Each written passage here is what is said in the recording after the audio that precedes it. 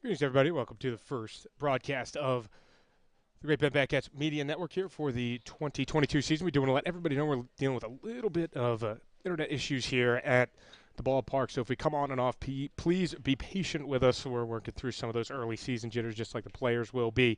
But either way, the full version of the game will be uploaded after the game. We are recording this, so just in case there are issues with that, you'll still be able to catch the full game afterwards on our YouTube channel. But for now, we're live streaming, and we hope it can stay that way for the remainder of the game. But if it does not, we just want to let you know that's where it's going to be, and hopefully we can be excited for some baseball here at the Great Bend Sports Complex.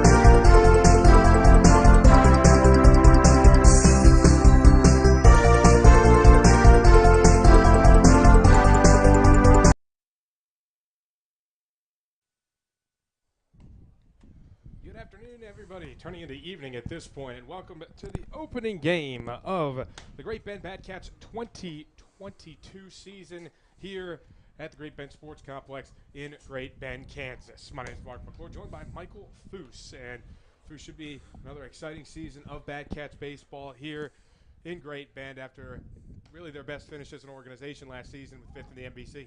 Well, it's rolling right along, man. We're in year 6 now, and Rogers got it started from scratch, and then we got a couple NBC appearances now, and that's what he's working for. He's working that elusive title, man, and he's got a squad, and it's coming around more and more every year, and it's good, and it's good, and you can see the crowd here, and there's a lot of support, so we're ready. We're ready for a good summer, man. Let's do it. So on the mound in this one for the Great Bend Batcats is going to be David Stewart, a right-hander. As the Batcats get ready to face the McPherson Pipeliners. Not a conference game to start the season here for Great Bend as they are facing off against the KCBL squad. And leading off here for the Pipeliners is their second baseman, Jaron Brown. Good pitch.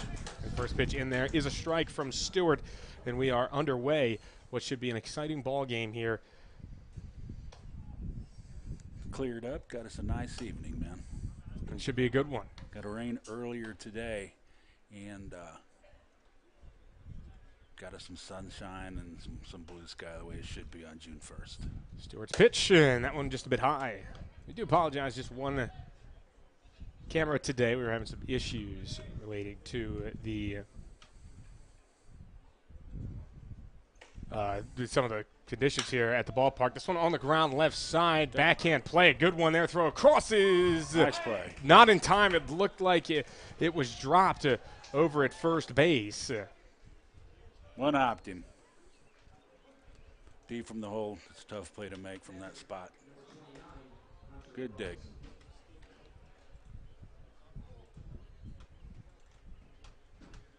Nice crowd. Yeah, it is a good, definitely solid crowd out here. As this brings in Hunter Robinson, the catcher. A lot of this McPherson team made up of McPherson college players. There's kind of a little bit of a survival mode situation, as mentioned earlier in this game by some of the McPherson Pipeliners organization themselves, as Stewart offers outside. That one gets behind the catcher, Cy Schumacher, and allows Brown to get over to second base. We are having some issues again with the stream. We apologize for that. We do have a scoreboard. We will get it up in a moment, and we hope that it will come up for us. As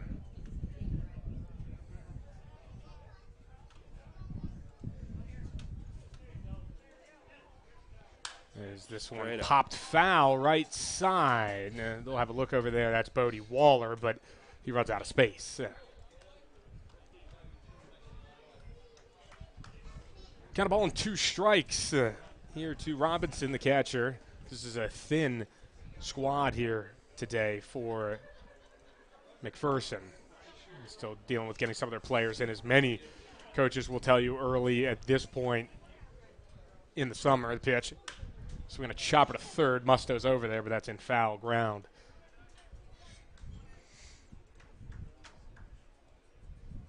Got a slight breeze we're working with. Straightened up.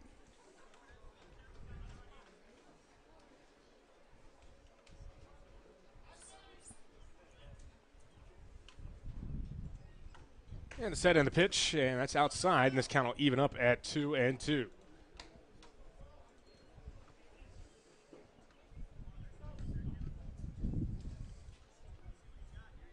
Got him set up. Some outside. That's what Schumacher wants. Stewart will offer a little breaking ball that's skied up in the infield. Waller shielding the sun right by the line, and he makes the catch, and that's out number 1. Going to hold Brown over at second base.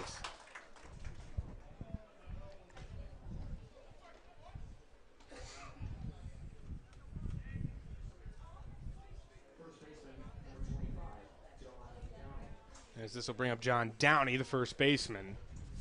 He looks like he can hit a little.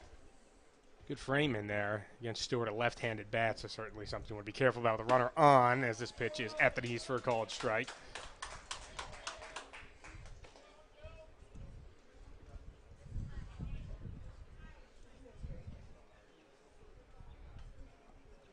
And the pitch. A little in, or outside, my apologies there, 1-1. Left-hander playing to pool. Definitely committed to it, no doubt about that. Stewart ready, and the pitch. That one right Nice there on the outside corner, and really nice breaking ball. It set him up beautifully here for a 2-strike pitch.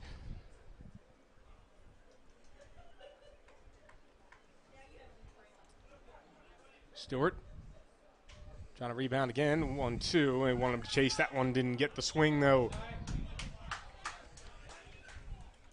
Try to get him to chase.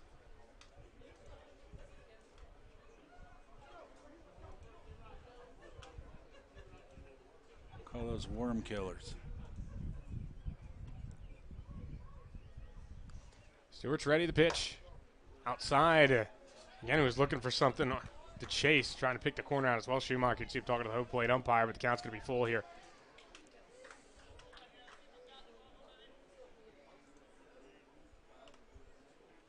Pitch. Fouled away down the left field line.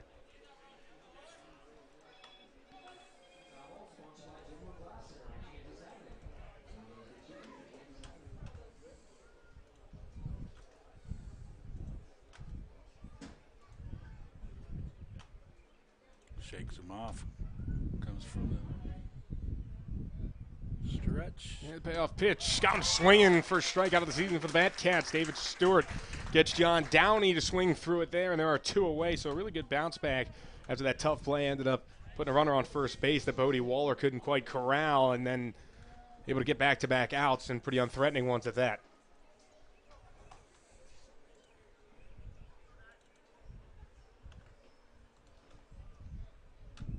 And pitch inside.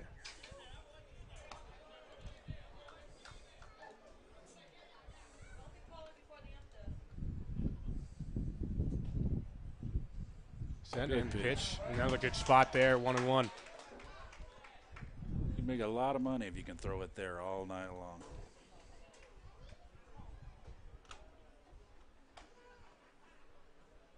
Stewart holding, 1-1. And that one caught the corner again. That one maybe an inch and a half off the plate, but he still did get the call from the home plate umpire. This is Brandon Whiting stepping in here. Center fielder bats from the right side. Let him set up. And set 1-2.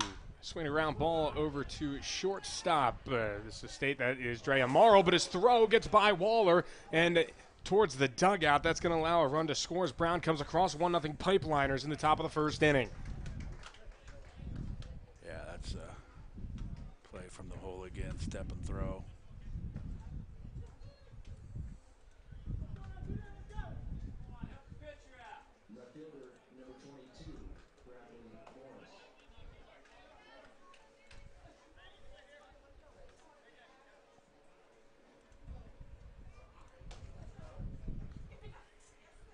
And a pitch. That one can't find the zone on the bottom half. 1-0.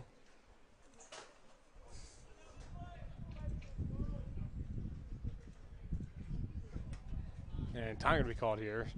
Schumacher takes a moment. This is Zach Reynolds, who's pulling double duty today. We'll check that Bradley Morris. My apologies. This is the left fielder, Morris. Here's Stewart's second offering, and that one outside 2-0.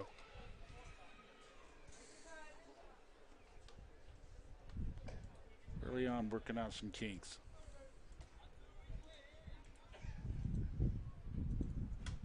Stewart. From the stretch, right through there. Yeah, that one right where you need it. Inside part of the plate. I do apologize, we do not have the scoreboard today. We'll keep working with it, but for now, we'll just stick with what we've got. And Stewart, that's working with a 2-1 count. It's 1-0 Pipeline is currently top of the first. And inside pitch, he swings right over the top of it to make this a 2-2 count. He's worked ahead in the count for the majority of this first top inning. His defense has let him down a bit. 2-2. Swinging a soft one towards center field. Rogers charging on it. That's going to drop a base hit. Both runners, or just the one, advances to second base, so put 2 on with 2 outs. So Stewart working through some trouble here in the first. That was really his first legitimate hit, even it still wasn't a hard hit ball. Not at all. So it's been just a couple of defensive lapses, and then that allows Couple runners on, and then they're coming through, and all of a sudden, 2 on, 2 out, and Zach Reynolds can do some damage here. 4 and 5 out innings are never going to turn out well. Good pitch. Check swing. They went on appeal. Did not go, says the first base umpire.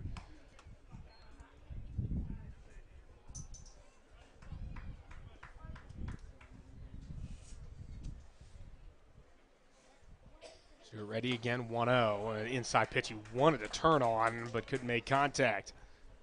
1-1.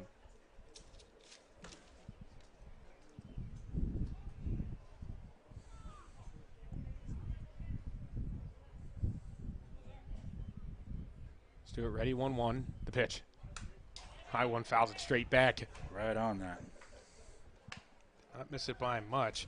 That's one you can drive. Pretty dangerous pitch to go up there 1-1. Absolutely. With 2 on. You get the wrong hitter there, you can do some damage.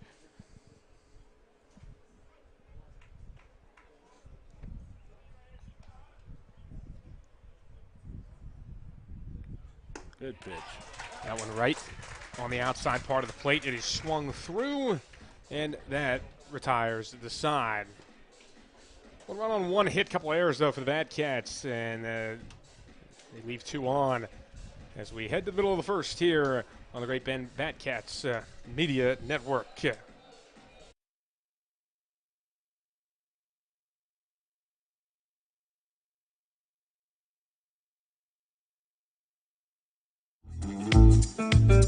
This is your third baseman, Adam Muster, and you're watching Batcats Baseball on Batcats Media Network.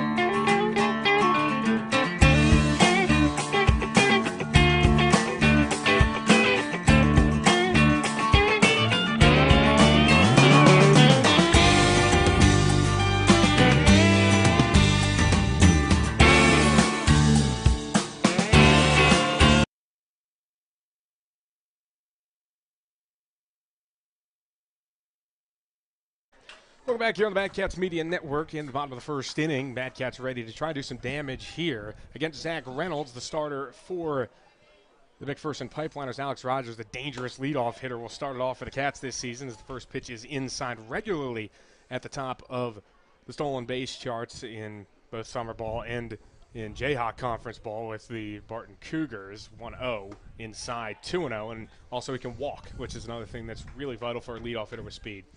Absolutely. Get on base, get him on, get him over, get him in. Alex has been here before. He's got a 3-0 count now. He is done at Barton, though. Finally making his move up the college baseball ladder, going to Stephen F. Austin next season. This is at the knee, strike called 3-1. Pretty much a stone cold take there for Raj.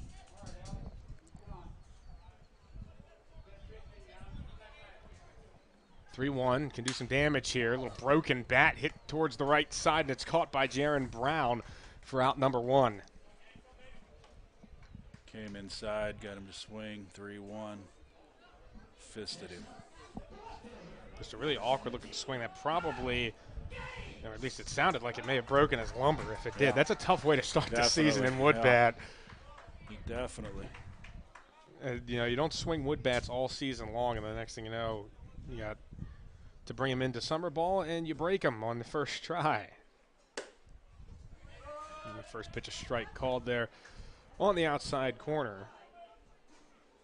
And the count is 0-1. This is Kyle Gates, another returning cat. He swings and hits one well out towards right field, but this one is right at Peyton Rogers, and he makes the catch for out number 2. Dropped in front Oh, of him. actually checked to drop that. My Yeah. apologies there. So that's going to be a base hit for Kyle Gates. So he leads off with a hit, a returner from last year. He really turned it on at the end of last season for the Bad Cats from the Midwest Regional Tournament to get into the NBC He did. World Series. He was one of the hottest bats in the lineup. He has our first hit of the new season. I think it would go to a returning Bat Cat. But that brings up a newcomer, Bodie Waller from Hutchinson. The And first he pitch to him, goes. and he's on the move there, but a foul ball from Waller, and Gates will have to head back. Always difficult there when he gets a good jump. Rogers going to be aggressive, especially with the top of the order guys.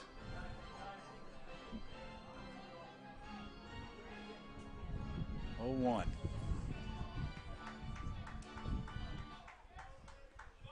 Pick one out and drive it. Here's the pitch to Waller. That's down low. 1 ball, 1 strike. Good take there from Waller.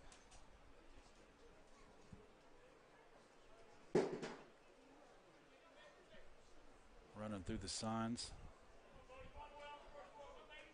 Gates with a big lead at first base. You know he wants to go. And again, like you said, Roger Ward likes to be really aggressive over at third base. There he is moving, but time was called by Waller. And again, Gates can only smile it off and run back to first. Well, he swiped it twice. Because both those times that jump is going to be very, very difficult for Hunter Robinson to throw him out behind the plate. Just really difficult work there. He has had gigantic jumps. He had a big lead last time. He's going to cut it down a little bit here, expecting possibly a throw over, but nope, still no swing and a miss there from Waller, though, 1-2.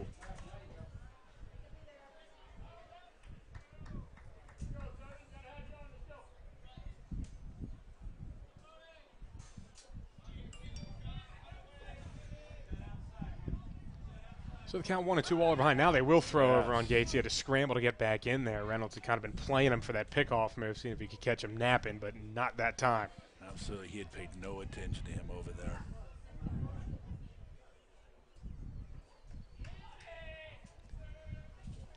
Waiting the pitch. He's off again. Pitch was outside. The throw is not a very good one. He got past the initial cover of second base, the shortstop. And it was backed up by Jaron Brown. Kept it from going into the outfield, but it was just didn't seem like the release was right there from Robinson. An easy steal. He stole that on the pitcher. So we've got a steal and a first base knock for Gates, and he's in scoring position. Trying to tie this game up. It is a 1-0 ball game in favor of McPherson after they scored on a couple of errors by the Bad Cats in the field in the top of the first. 1-2, got to protect here. Waller be on the defensive. Got a pretty good bat from the left side. A good take there, 2-2.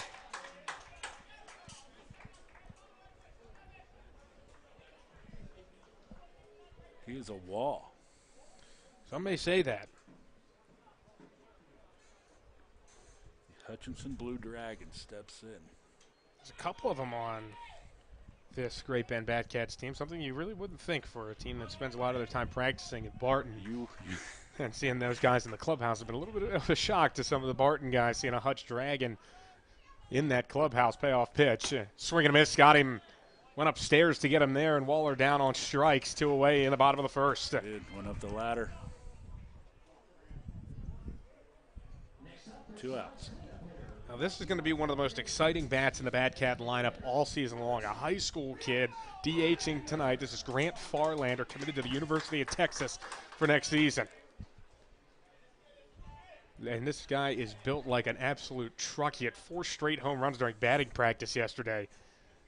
I mean, it's just a show when this guy goes out for BP. Guys just can't look away from it as we see Reynolds step off to look Gates back to the bag. He will help. A high school senior from Bee Cave, Texas.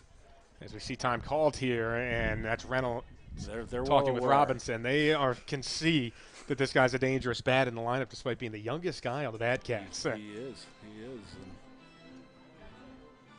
it's kind of the opposite this season, at least at the start of what was at the end of last season, where Roger Ward basically had one lineup he could put together, and that was all he had. This season, a little bit different. A lot to work with this group. early on, deck's full. Adam Musto on deck, the Australian, but first Farlander. First pitch inside, 1-0.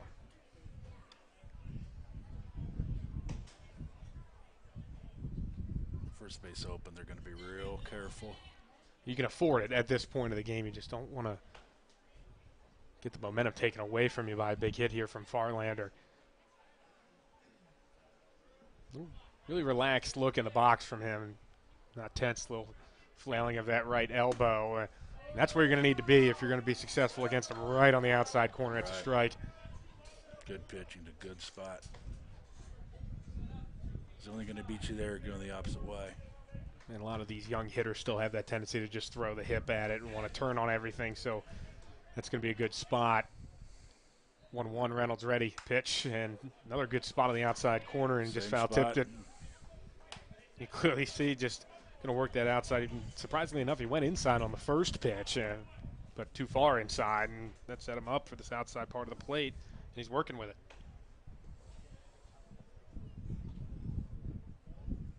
1-2. Catcher sets up outside again. Going to punch it on that side. At least that's what they're going to try here. 1-2. Farlander swings and misses. Got him back-to-back strikeouts to end the inning for Reynolds after he gives up the one-out base hit to Kyle Gates. Got him in scoring position, but he is stranded over there. So just that one knock for the Bat Cats in that inning as we head to the second here from the Great Bend Sports Complex.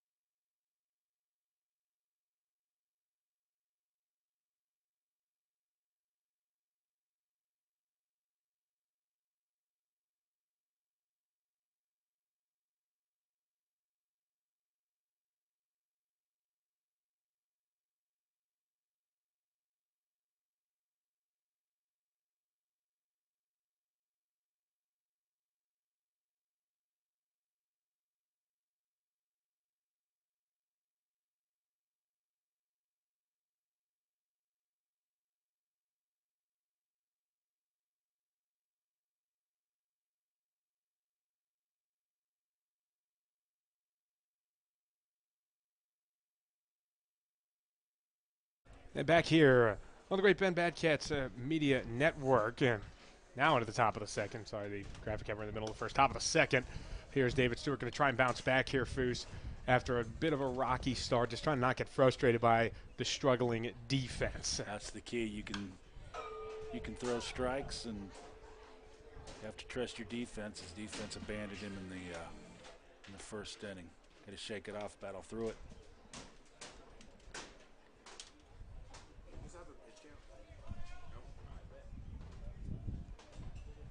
You can get anything in the air. Alex Rogers is going to chase it down. That one's up high. Two balls and a strike. This is Peyton Rogers. He's a big man stepping in there. He is a hoss. 2-1. They may have foul-tipped it there. They're going to – well, they say he did not go. They were actually appealing for a check swing, but it looked like he fouled the ball, at least based on the sound that it made. Instead, it'll be a 3-1 count here to Rogers. Again, playing Deadpool. Big swing and a miss from the big guy. And the count's full. But he is a hoss. And here is the payoff pitch. Swing, sharp grounder over to shortstop. Dre Amaral going to try and redeem himself, and he does this time. Got it right to Waller's chest, and they get the first out. Step and throw, just like you're told. Good start, went out.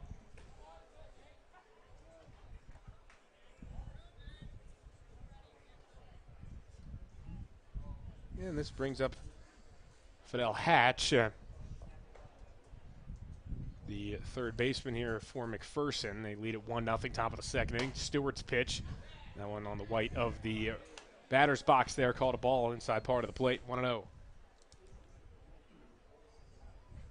The zone is bigger on the outside than it is on the inside. Yeah, certainly another example of that right there, just there. inside, but we've seen, if that's on the other side of the plate, probably a strike, at least the right-handed batter. Absolutely.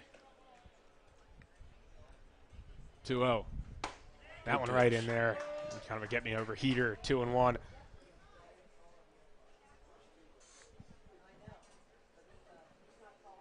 Playing him straight away. 2-1, right in there, strike 2. So the count is 2-2.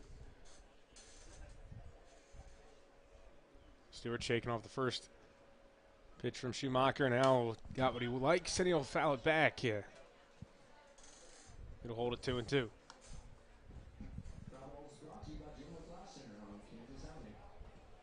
Have a nice little gathering tonight. Yeah, opening day, even though it's not at the traditional home of the Batcats, Al Burns Memorial Field, under construction currently. 2-2 pitch, fouled back again there by Hatch. You will be impressed with the completed project at Al Burns. There's a reason for a delay, and There's a check swing. Did he go? No.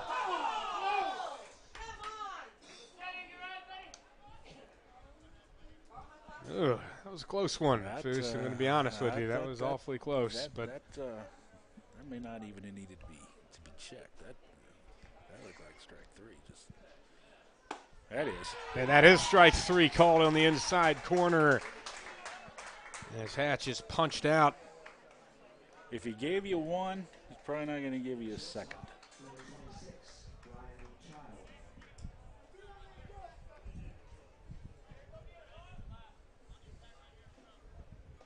It's 3 strikeouts now for Stewart here. Inning 2/3 brings up the 9-hole hitter Ryan Child, and the first pitch is a strike. He is working fast. I think you get into a rhythm at some point, and it just starts to roll for you regardless. He is moving right along. He'll step off here, just as we say that, of course.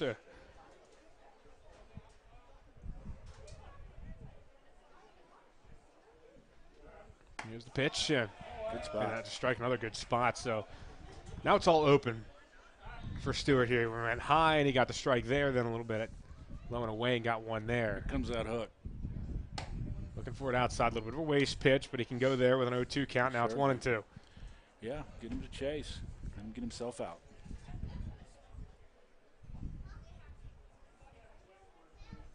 Here's the pitch, and this one softly lined to second base. Coulter Maldonado is there, and he makes the catch, and that retires the side. So really nothing doing there for McPherson in the top of the second inning. A 1-2-3 frame dealt by David Stewart as the Batcats try and get that run back as we go to the bottom of the second inning here on the Great Bend Batcats Media Network.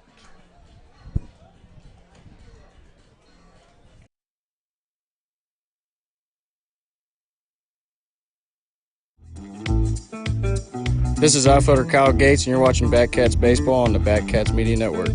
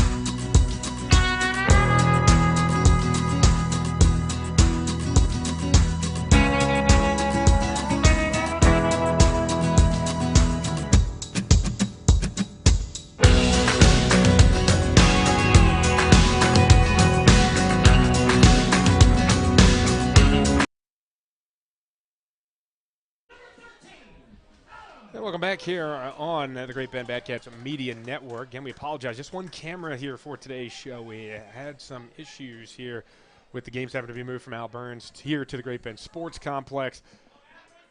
Those issues not as friendly here to the broadcaster. So just one camera today. We'll have the scoreboard hopefully back tomorrow as well. As the first a swing and a miss from the big Australian, Adam Musto. Left-handed Australian, Hutchinson Blue Dragon.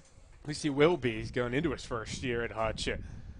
0-1 coming from Zach Reynolds, the pitcher. He went reaching for one, 0-2.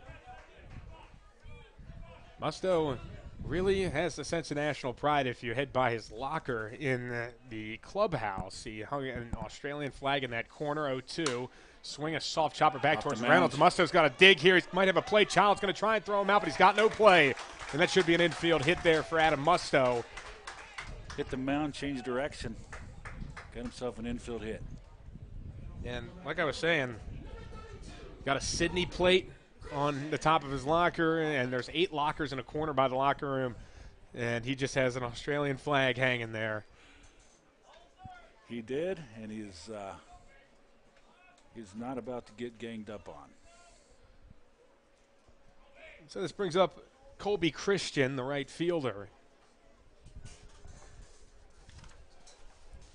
First pitch to him from Reynolds, and he hits this one right side. Might be 2. Brown flips over to Child for 1. They throw to first, not in time. Wasn't going to be in time, even though the first baseman, John Downey, couldn't pick the throw out of the dirt, or the turf in this case. So Christian replaces Musto on the bases, but then there are one away. There is one away.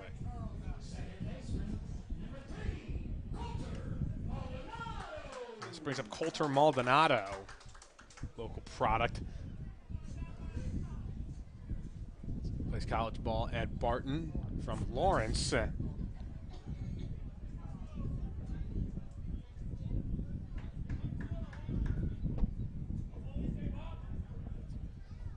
not working from the stretch, but paying no attention to the base runner behind him. That's been kind of what we've seen so far for Reynolds. He's really not paid any attention to the runners on base in the game at all. He threw over once on Gates, but after he was just getting monstrous leads to the point where you couldn't ignore it.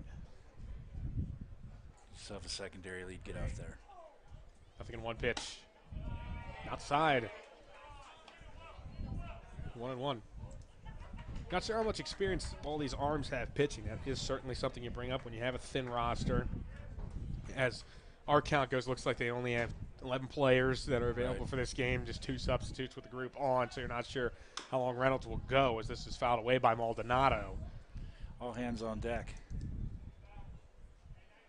They're going to have to get their players in. A lot of local kids, 2 colleges over there in McPherson, and a roster full of those local guys, but got to get him in to help you. A little bit of a pause here for Reynolds. Going to have his moment. Again, let's get yourself secondary lead. There it is. Yeah, swing and a miss there. That one had some really good movement on him, and it got him. Strike 3. Maldonado is out, and there are 2 away, bottom of inning number 2. This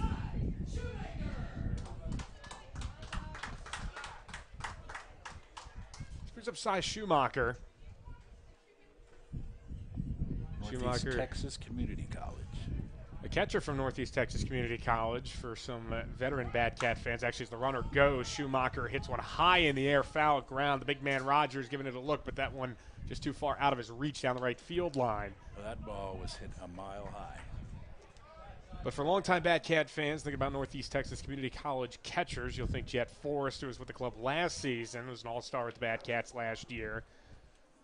Ended up catching something like 9 out of 10 games towards the end of the season because the Batcats lost so many of their catchers that made it a little bit difficult for them to operate. But Jet did a great job back there. And Schumacher, another Northeast Texas Community College catcher, as the pitch is outside, 1-1.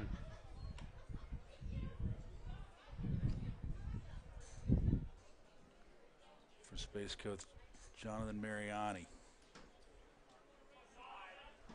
Been busy tonight. Ready for him to go, and he's off to the races. Here's a chopper. He is gloved nicely there by Downey. He will flip to Reynolds, and he'll get the out over at first to retire the side. Again, A runner on for the Bad Cats, can't do anything with it though, and they still trail 1-0 as we go to the third inning here on the Great Bend Bad Cats Media Network.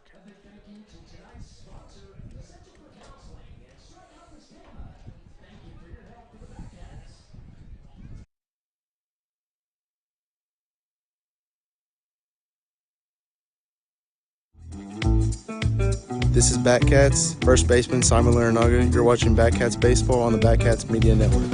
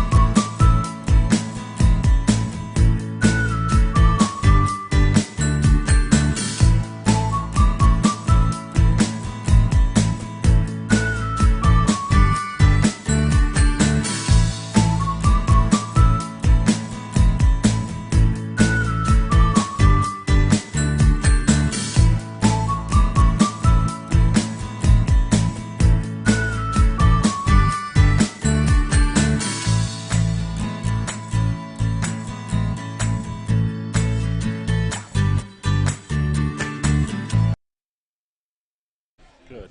Welcome back here on the Great Bend Bad Cats Media Network. Mark Poor and Michael Foose on the call here from the Great Bend Sports Complex. A lot of home games here to start the season for the Bad Cats. 5 out of 6 they'll start at home, but none of those games will be at their normal home, Al Burns. They will play today and tomorrow here at the Great Bend Sports Complex, and then they'll shift over the weekend to Lawson Bakesfield at Barton Community College. As the first pitch in here to, again, the leadoff hitter, Jaron Brown, is a ball 1-0.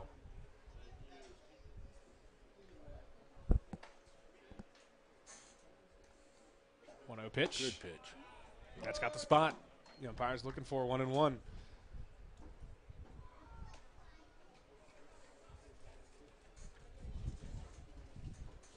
Stewart set the 1-1 pitch. Down low, 2-1. 1-0 McPherson the score. McPherson getting that run after a couple of errors. One on Bodie Waller and one on Dre Amaral. 2-1 pitch. Fouled back.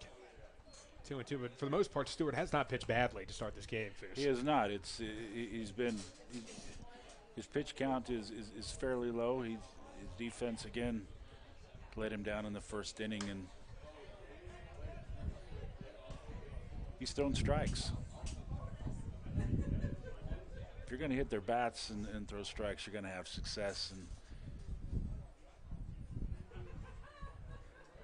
here's the 2-2. Tried to break one in there, but didn't have the release point right. Couldn't clip the top of the zone. Dangerous pitch if it would have anyway. Full count. yeah, you leave it up there at some point, somebody's going to drive it on you. Here is the payoff pitch. Swing hits this one the other way. It's a little flare going towards foul ground, and it will get foul. Colby Christian was running over there, but could not chase it down. So the count stays 3-2. We'll go again here with Jaron Brown, who reached on an error his first time up. It was a close little play over there at first base, but Waller just couldn't quite handle the throw. Kind of ate him up a little bit at first base.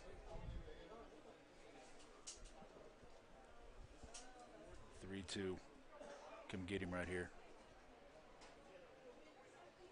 Wants to avoid that leadoff walk. Here's the pitch from Stewart. Middle. That one down low, just below the kneecap, and he walks. First walk allowed there by David Stewart. It's runner on first base. And this brings up Hunter Robinson, the catcher. Robinson 0 for 1 with a pop out to third as this first pitch fouled away.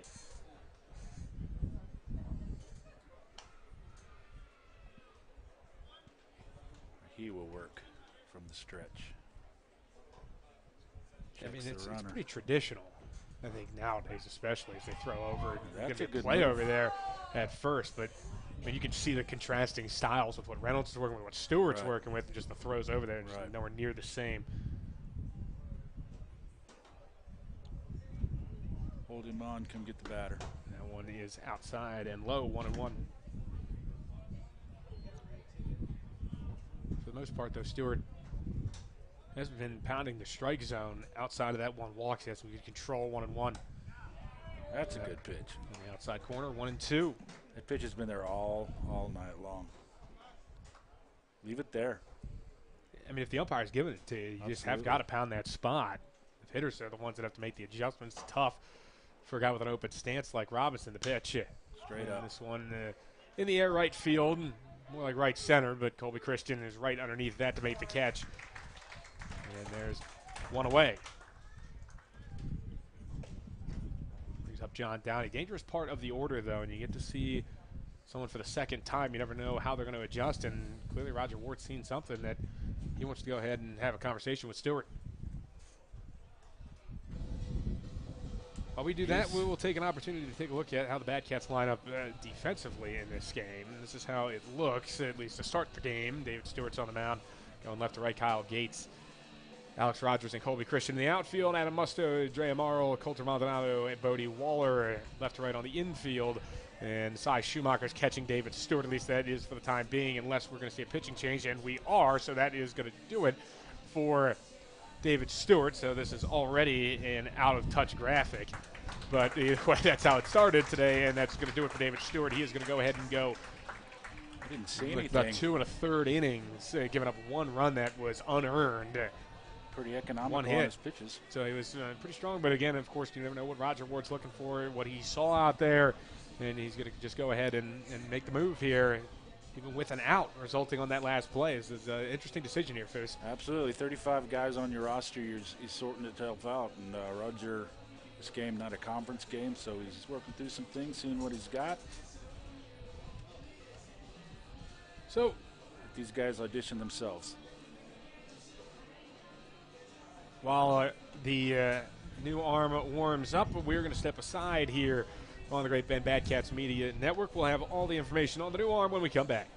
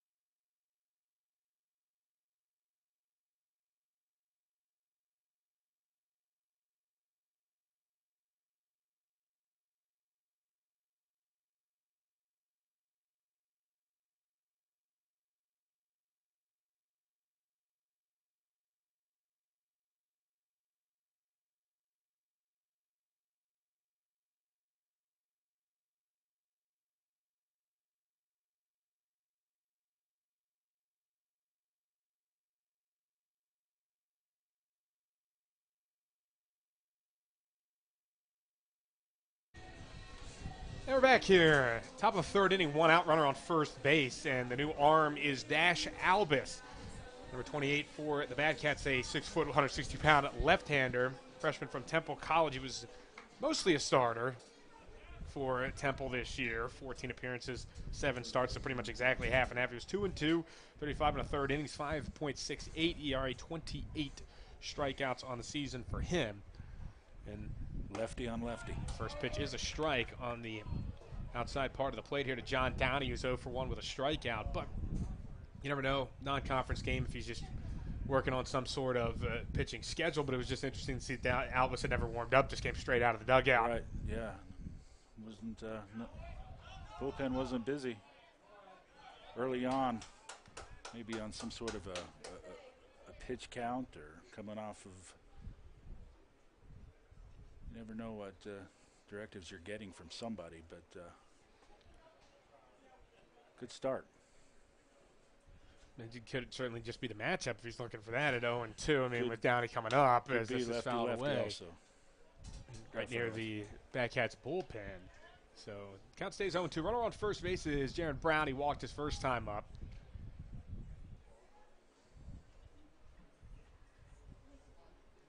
All right. Set up. Throw something outside. There's this one grounded in towards Roll the that. hole. Tomorrow's got a tough play. He's going to get one. They throw to first. They got two. How about that play by the Batcats? It was a tough turn by Amaral.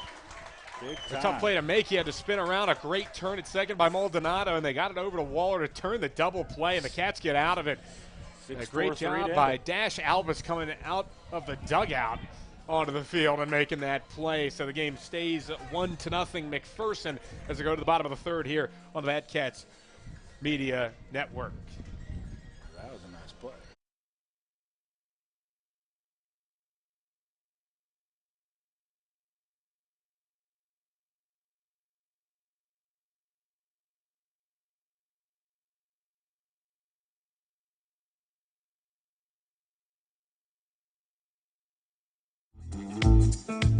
This is Bodie Waller, first baseman, and you're watching Batcat Baseball on Batcat Media Network.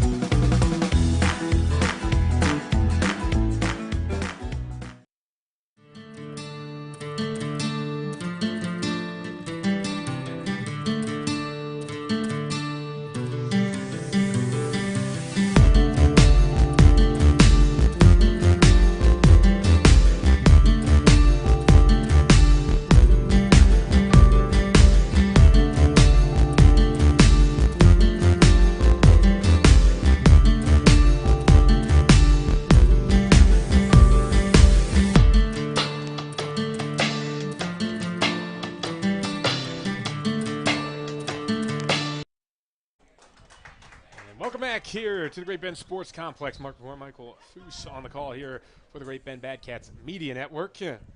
International flavor for the Batcats this season. Freshman from Ontario, Canada. I got two Canadians on the team and one Australian. We already saw Drew. We saw Musto earlier, and he made an impact with an infield hit. As Amaral takes another one. That looked high, but it was a strike, 1-1. Louisiana. Welcome to the Batcats. 1-1 pitch. Down low. That was some good late movement on it from Reynolds. He's pitched really good. You never know how much the guy's thrown coming into summer ball, but his stuff looks like it's there as the 2-1 comes in. He has pitched well. Grounder left side. Here's Childs. Got to make the play. Took too long, and that's going to be an infield hit. Nice play. Took too long. Amara legs out an infield hit, and the Batcats have something going in the bottom of the third inning as they try and tie this game up, trailing 1-0 here to McPherson. It brings up Alex Rogers. Now you got the top of the lineup due up. Amara already showed he's got some speed, and we've seen Reynolds kind of, let's say, is not really committing himself to base runner management. Not at all. You got your leadoff man on. Keep the pressure on him.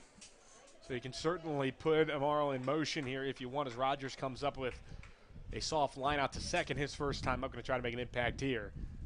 And Amaral's on the move. Here is the throw down. Again, it's these loopy throws that are making it easy for the Batcats to swipe bags. Robinson just doesn't seem to have the zip he's looking for, and Amaral swipes second. Yeah, they are getting incredible jumps. And that was just wasting no time, and either whether he had the sign or not. I think Amaral knew he could get in there, and he was going to go. Absolutely, they're not wasting any time. I mean, you're going to have success. Pressure on the infield, pressure on the pitcher. He's behind on the count. Now get yourself a runner in scoring position. 1-0 pitch to Rogers. And a little non-competitive outside. 2-0 to Rogers. Rogers was frustrated, especially after hitting that line on a 3-1 pitch. He got himself ahead, but could not find a pitch that he liked.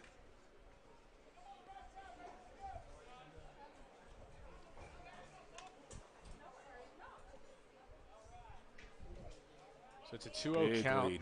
Big lead off second. There he goes. Good secondary, too. This one popped foul by Rogers, 2-1. Getting way off there. That certainly is the message right now. Yeah. With the Reynolds seemingly almost too focused on what's going on at the plate. Yeah, they're not even breaking behind him. Yeah, no one really even holding him on. You see Brown and Child are equivalent distances from the bag. Brown, I'm sorry, is making it look like he's over there, but he's really not. 2-1, high and tight, 3-1. This is where you're going to have some success. Alex hitting ahead in the count. He's going to make a mistake, jump all over it. 3-1. And he does hit one hard left side. It gets under the glove of Hatch, and this one into left field. Ward puts up the stop sign over at third, and Rogers trying to grab an extra base, and he's in there safely. How about that base running by Raj? Making it happen, put the ball in play, put pressure on them. The pitcher, the defense, the infield.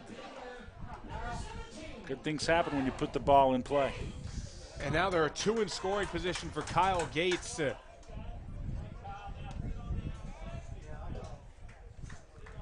Could be some damage done here by the Batcats with nobody out. Getting to Reynolds for the first time. A lot of speed on the bases, lead run in scoring position.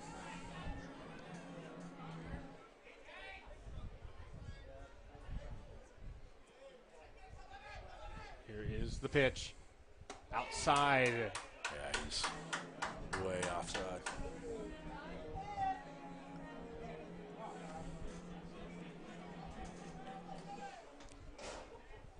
Gates with a hit already, 1-0.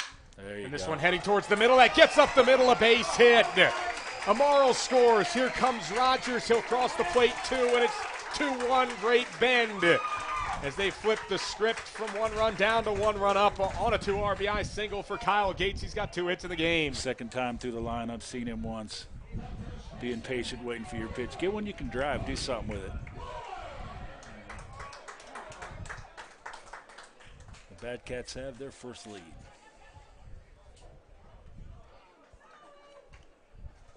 And we're going to see time called here, meeting on the mound. He was solid first time through, second time through. Made him work a little bit, got the base runners on, which is always going to create a problem. So we'll see if there's a move here. I think it's just really difficult to make a move if you're McPherson, just because limited roster size. You never really know how these things are going to turn out. Let's stick with him.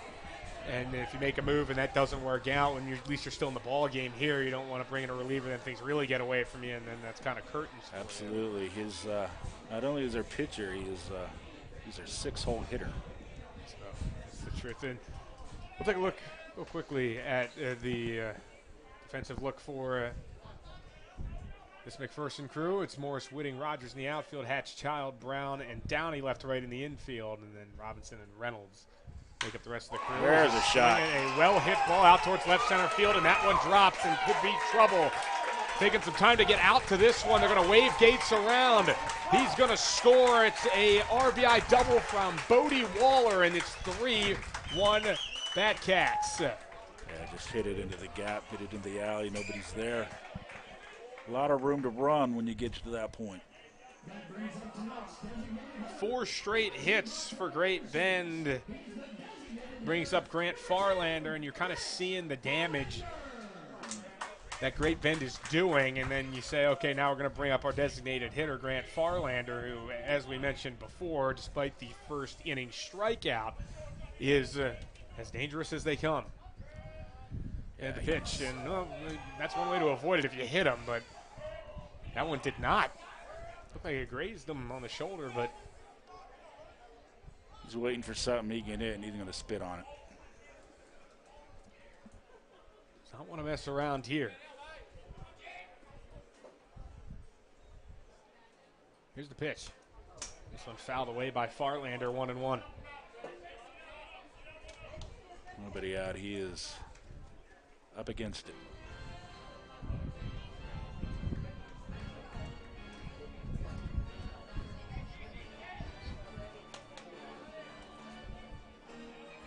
On second base is Waller, who just drove one in with a double. Bringing up Farlander. 1-1 pitch. That spot's been there outside, and as much as, it doesn't look like a strike from here, we've seen it Called a couple of times out there. Yeah, he's been consistent with that outside pitch. So as much as from up here and from at home, that looks like a ball. It's going to be a strike here tonight.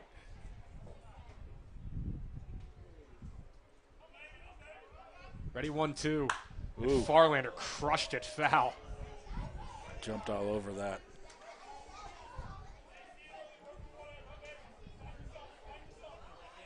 1-2. Reynolds trying to settle down here. 3 runs across in the inning on 4 hits. And there are no outs.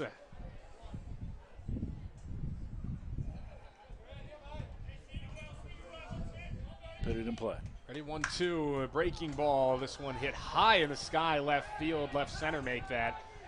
As catch is made by Whitting. They're going to try and advance here. Waller, does he hit the third? Yes, despite the tag on the helmet. He just got a hand in there. 375, left center. Got that about 370.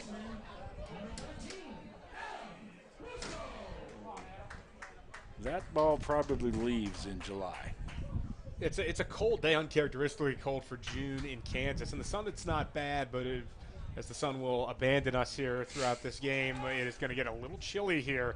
It's 59 degrees for June 1st. Swing and a miss by Musto, who hits with a runner on third. And so with that, fly out Farlander, not the result he was looking for, but getting the runner to third sets up Musto for another RBI. That's a productive at bat. We'll take that. Here's the 0-1 pitch. Musto reaches for it again, 0-2. Infield hit for him the last time up, so he's 1 for 1, but he's had a tendency to chase a little low and away, which is the spot that Reynolds is attacking him again in this at-bat. Yeah, they have they've scattered a little bit. A check swing, that's going to be up the middle, a base hit for Musto. Waller scores, it's 4-1. Hey, however it works, Musto with a check swing, but it got up the middle for a base hit. He got himself an RBI and a hit. Got the job done, 4-1. Musto with a 2-hit performance here for the Cats. Just keep piling on. They're not looking like they want to slow down as they bring up Colby Christian. He's the 7th Bat-Cat to come to the plate. Setting up outside. And the pitch. Oh, crossed up his catcher. That was inside, well inside. 1-0. Colby Christian, fielder's choice. He reached his last time, but looking for a hit here against Reynolds, who's faltering a little in the bottom of the third. 4 runs across for the Cats. 1-0 pitch. Swinging a high chopper towards short. Charging Child. Will he make this play? Yes, he will. Nice play. After a couple of tough ones earlier in the inning, he does get Christian, but Musto gets to second base in scoring position.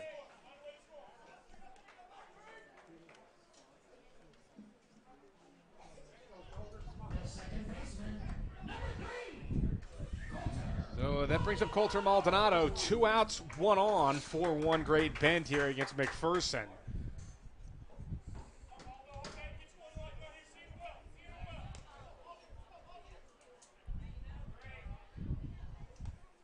Here's the set 0 pitch, and that's a swing and a miss from Maldonado. 0-1. He struck out his first time up here against Reynolds in the bottom of the second inning.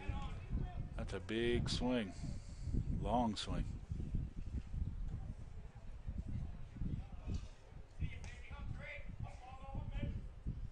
Pause, and that's way inside. It's going to get Maldonado in the back. Put another runner on to make it first and second. We've seen Reynolds come inside a couple times. He just missed Grant Farlander, and he catches Colter Maldonado here. And that brings up the 9th hitter of the inning, Cy Schumacher. They're sticking with him. Going to make him work himself out of it.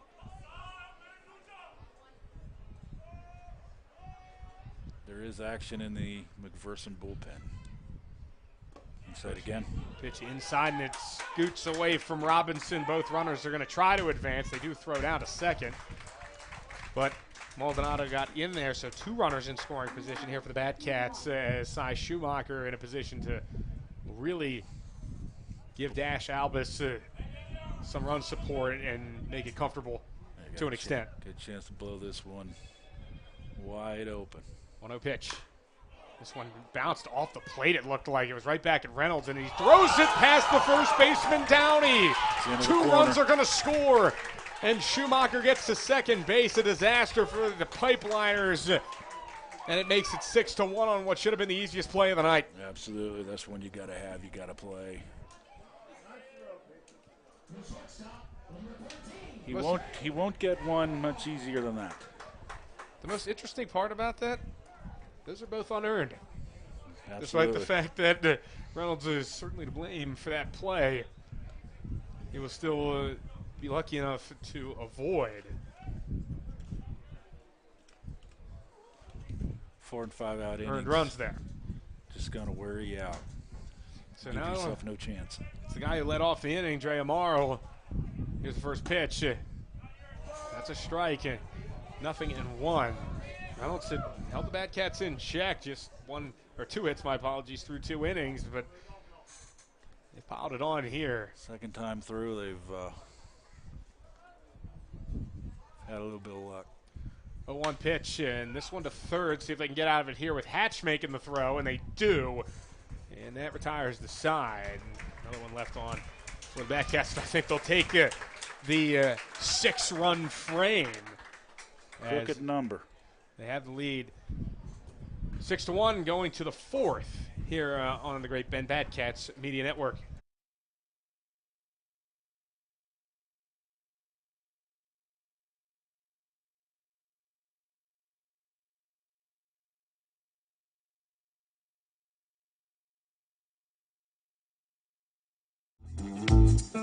This is Alex Rogers. You're watching Batcat Baseball on the Batcat Media Network.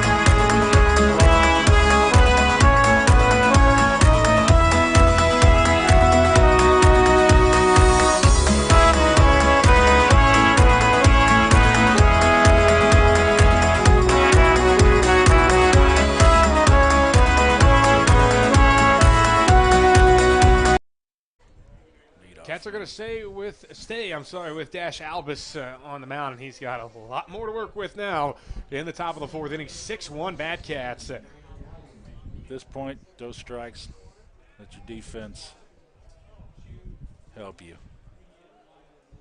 No walks. Missed on the first pitch, though. So it is 1-0. Brandon Whitting at the plate. A pitch sharply grounded to third. Musto has it. The throw is right on the money, and there's one away. Nice play. Sat down on it. Stayed with it. Perfect throw.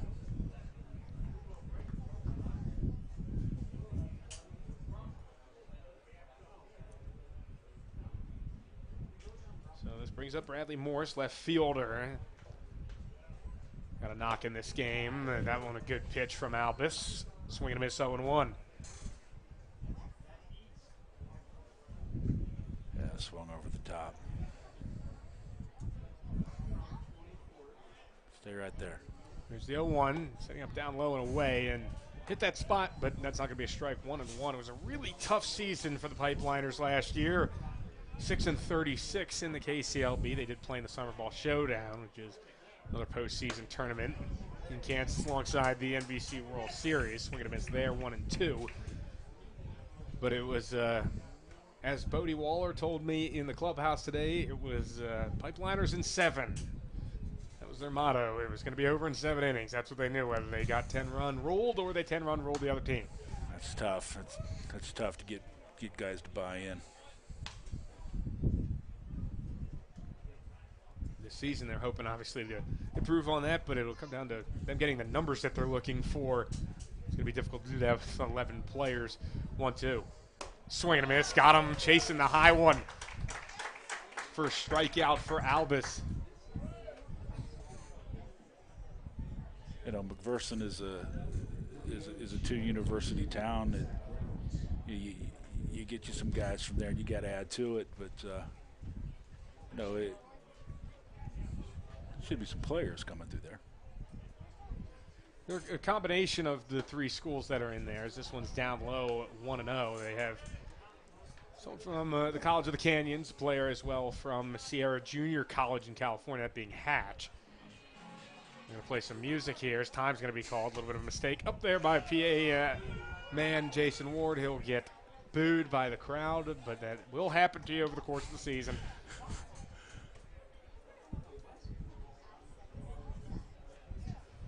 Hurts for a minute, and then they'll get over it. Well, you can't go wrong with cooling the gang.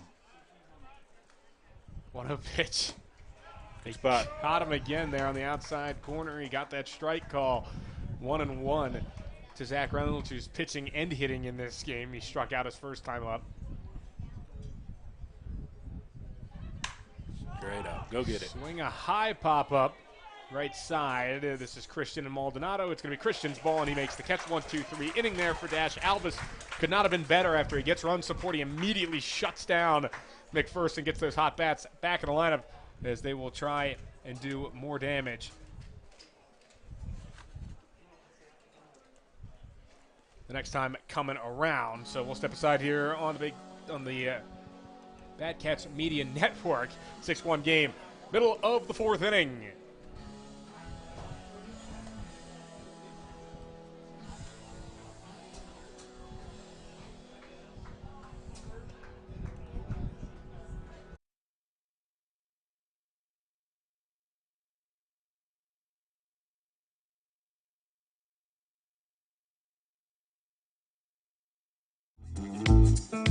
This is Batcats assistant coach Jonathan Mariani, and you're watching Batcats Baseball on the Batcats Media Network.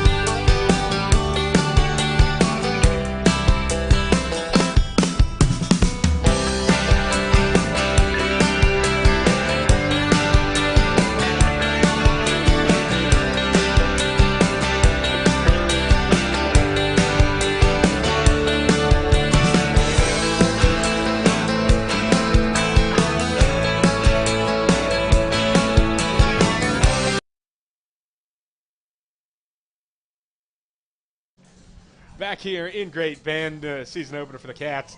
It leads 6-1 over McPherson here in this non-conference showdown. We have a new arm on the mound for McPherson. This is Wyatt Showalter, a high school senior, just graduated from Lions. Good to see a local kid. Semi-local kid out on the bump. They have listed as incoming, so not sure where he will be playing college ball next year, if he will.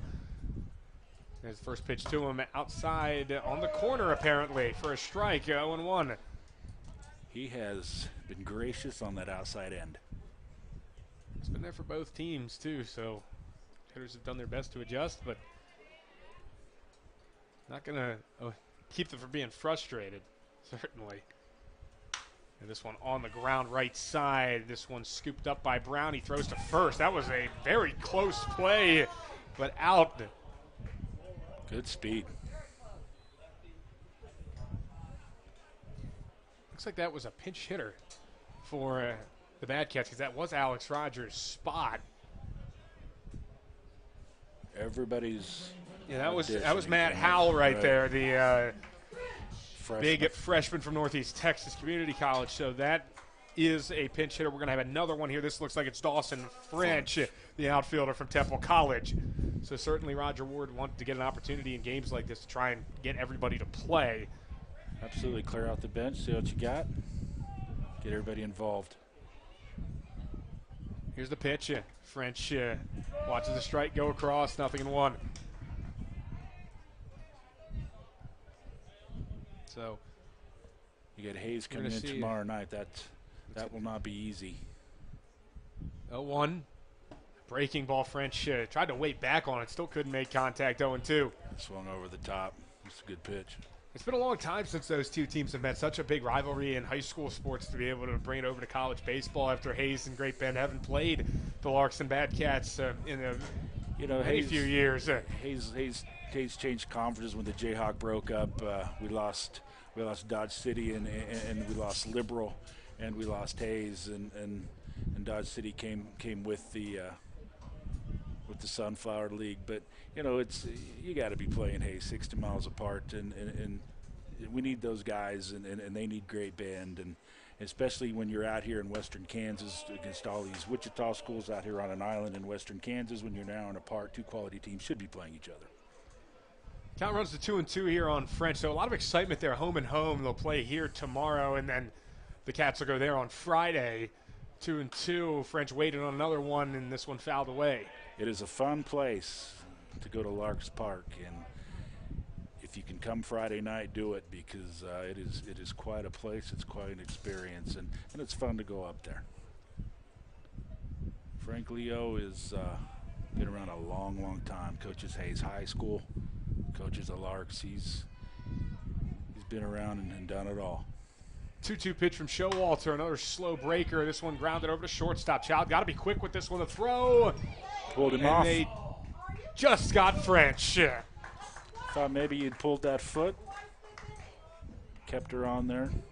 2 outs. So that brings up what we think is Bodie Waller, and it will stay that way. Waller with 1 hit and 2 at-bats, an RBI double his last time. Probably hit the hardest hit ball we've seen in the game so far. And out the left center field gap, got himself a 2-bagger.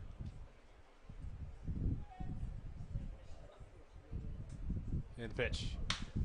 Straight This up. one hit the other way, in the air high. Bradley Morris, he's got a beat on it, makes the catch. 1-2-3 inning there from Wyatt Showalter in relief of Zach Reynolds. So that's a good sign if you are the Pipeliners, but they still have some things to do.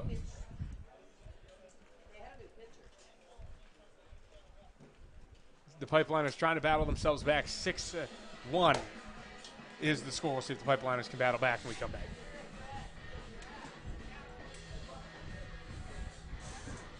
We had it.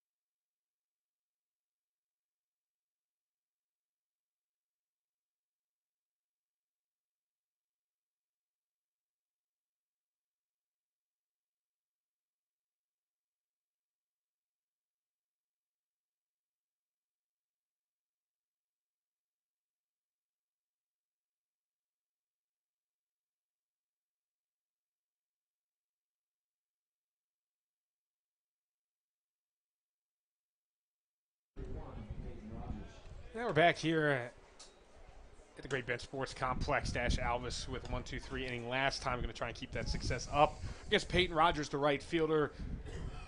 6-1. Here we are in the top of the 5th inning. And this one fouled straight back into the netting. Yeah, he is a hoss. Big guy, can move a little bit for his size.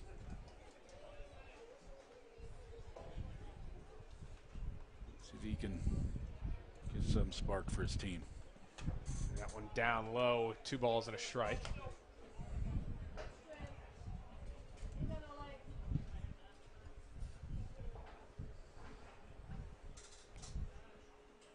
Ground out for him the first time up. 2-1. Swinging, reaching for it, fouled it away. 2-2. He is not afraid to swing it. Just gotta throw strikes. Let your defense help you with the lead. 2-2 from Albus. Swing and a miss. Got him.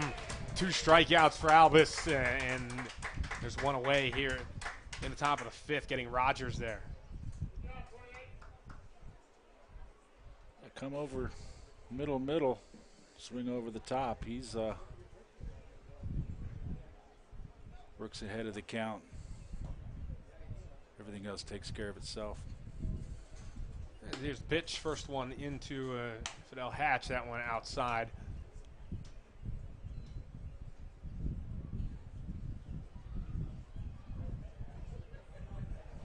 One-0, high, 2-0. One thing Roger Ward has to be happy with this team as a whole, just one walk. Yeah, I tell you what, the walks will wear you out, man. The walks, it not only does it run your pitch count up, and it bores your defense. And that one a strike. We get back in the zone, 2-1. Just Jaron Brown, the only one who's worked a walk in this game at all, working that walk off of the original starting pitcher, David Stewart. This is Dash Albus now on 2-1. There it is. That's a strike again. That outside part of the plate has been there. Both sides consistent. As much as you may not like it that it's off the plate, he's giving you every chance to make an adjustment to that pitch. And then, as hard as it is to get the barrel down there, if you got to get down there and swing at it, I mean, you got to find a way. Is this one to be lined to right field? A base hit for Hatch. Only the second hit of the game for McPherson, but they'll take it as they try and fight their way back into this game down by 5. Can't do anything about that. Just little flares. Those you cannot control.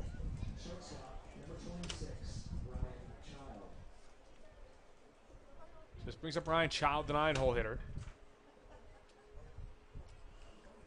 Here's the first pitch to him. Waves at one outside. That had some really good late movement on it. I did. Very nice. It's going to be difficult to make any contact with that one if he can locate it consistently. That was the first hit given up by Albus. 0-1. Right through there. Strike on the inside part of the plate, working both sides. Albus has Child on his heels, line out for him the first time up. But Albus this time taking strikeout. Make him hit on your terms. 0-2, right, and he chases one in the dirt. Strike 3. 2 strikeouts this inning for Albus. 3 total in the appearance. Out of the pen. He has been solid.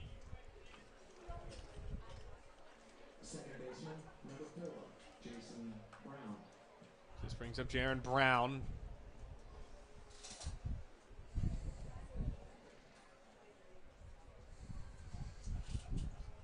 Here's the pitch. Out. Check, swing, strike. Nothing in one. Went around. The home plate umpire didn't ask for an appeal on that one. No need. He's humming right along. 0-1. Same spot. Same spot, same call, but this one it was a called strike, 0-2. And again, Albus in the driver's seat.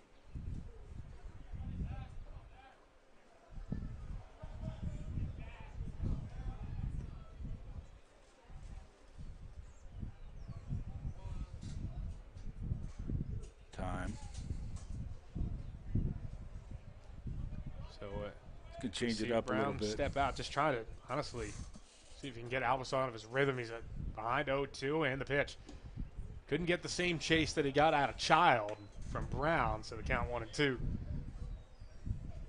Yeah, you can twirl anything up there when it's 0-2. Give yourself an opportunity. Looking for the punch out, the 1-2, and that's a great spot. Strike 3.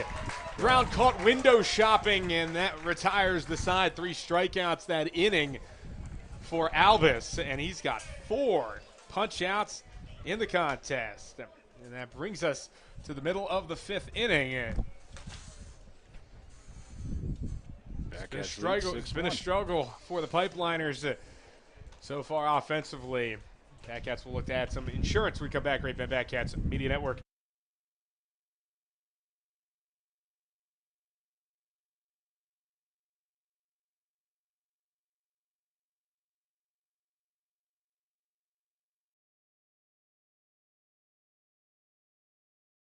Right here in the center of the whole USA, on the bend of a river, in the heart of the Sunflower State. Great people, great places, great band. You've got a day, a weekend, or a lifetime to spend with so many things to offer. Come again and again for great people, great places.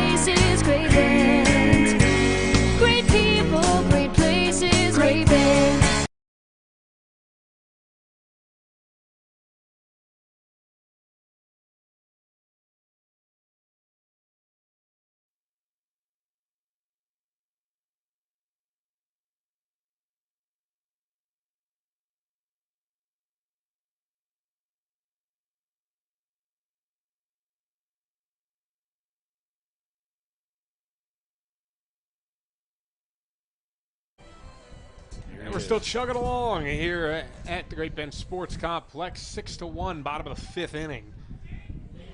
As the Batcats looking to get some more done here offensively. This brings up Grant Farlander. Big Texan leading off the 5th inning.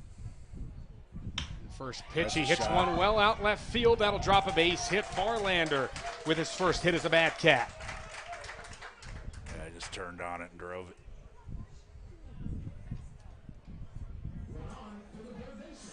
So 1 on now for Adam Musto. Already 2 hits for the tall Australian.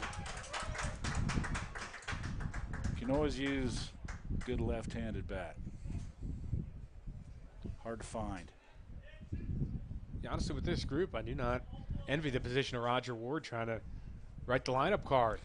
I tell you what, this one, it took one time through, but the adjustments were made, and when they got rolling, and McPherson couldn't stop them.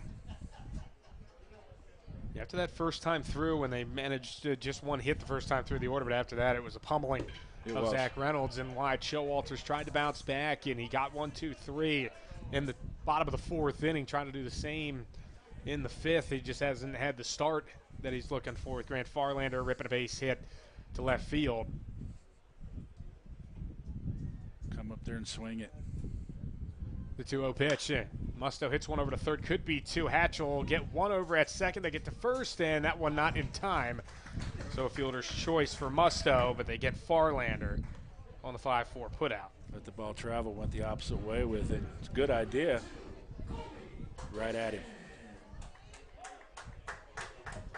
So here is Colby Christian, right fielder who's 0 for 2. You will probably catch him at some point over at first base, where he also plays.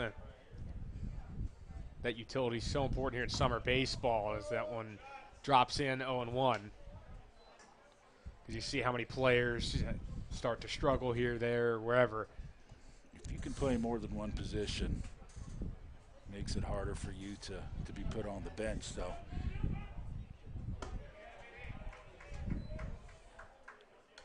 that one up high, 1 ball, 1 strike to Christian, and doesn't look like Showalter's got a ton of velocity out there. Looks like he's trying to full hitters, trying to pick out corners. I think that's what's going to be the key to his success here in this relief, because that looked like it was probably the straightest pitch of the group, 1 and 2, and that one didn't have a ton of velocity on it. yeah, he's trying to paint a picture, paint the corners, and that's fine to do, but at some point you've got to start getting outs, and when you start twirling on the corners, and then you start missing the strike zone, and then you're just getting yourself backed up into more of a corner. Here it is again. That one was well outside. 2 balls, 2 strikes. 1 out, bottom of the 5th inning. It's a 6-1 game. Thank you for joining us here on the inaugural broadcast here on the Big Ten Batcats Media Network YouTube. Not quite what we were looking for. We had center field Cam have issues with us just because of the dimensions here at the ballpark. We also have a scoreboard which wasn't cooperating either. But we will get it to you when it starts. We promise. Early in the season. Got some things to clean up, but so does everybody else. Here's the pitch, and this one grounded foul by third.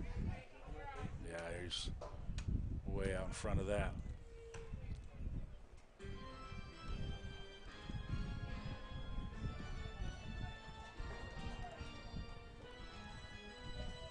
Tell you what, from where we are now, from where we were a few hours ago, man, there's not a cloud in the sky. I mean, it's just a really nice day. I mean, the temperature people are going to have their arguments about, but I just don't think that you can really make any other arguments based on the way the game is today. Way inside, that was behind Christian, and he'll take first base with the walk. Musto gets to second.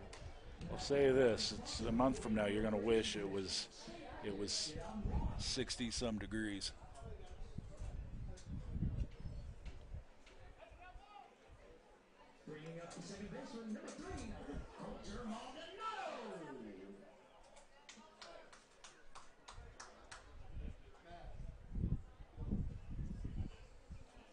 So this is Coulter Maldonado. with 2 on. That one high and tight. Ball and no strikes.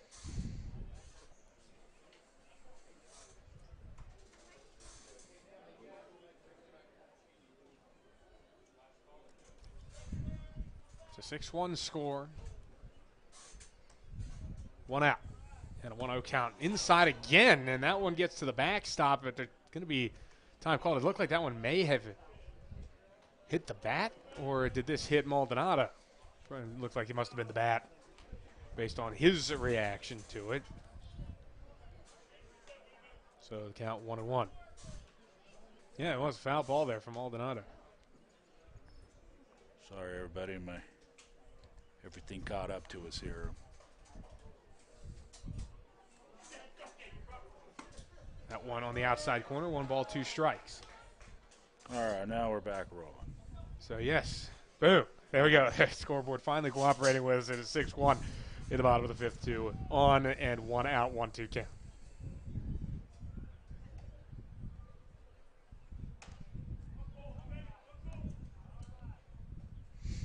Here's the pitch and bounces one foul. Some toe dancing over there at third by Roger Ward to get out of the way. Not as nimble as he used to be when he played shortstop at Kentucky. Yeah, no. Definitely not as nimble as he used to be. He could get it done the back of the day. There's a picture floating around when he's jumping in the air at shortstop with his Kentucky uniform on. About half of what he was, or about half the size then of what he is now, but he still get after a little bit.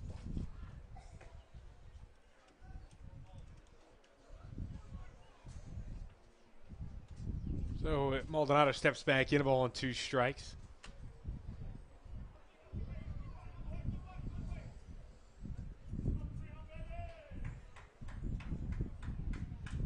Showalter trying to post a 0, but going to be a challenge with 2 runners on. Maldonado waiting for the pitch. This one popped into foul ground by the Pipeliner's dugout. That one out of play. So another foul ball there from Maldonado as he tries to stay alive. He's 0 for 1. Can't put him away.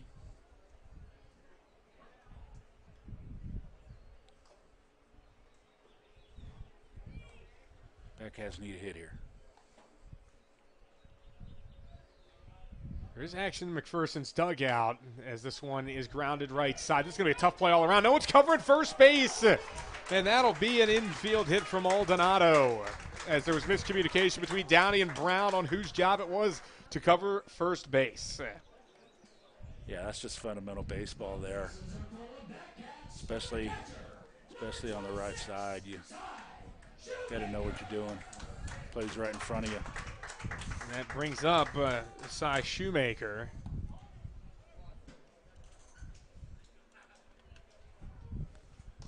Now he's up against it. This one down low and outside, 1-0. Shoemaker had an opportunity with runners on. Last time he was up, he got him in, not the way he wanted to. He just hit a little dribbler back to the pitcher that Zach Reynolds airmailed the throw. An opportunity it's to little things add up. There it is again. do it on his own, but this one, it could be 2. They throw to second. Did they get 1? They got 1. An RBI, though, as Musto scores to make it 7-1. So runners will be on the corners and 2 out. But the Bearcats do get a run. Schumacher with the RBI. That was a very close play at second base. They just got Maldonado. It was Absolutely. not much in it.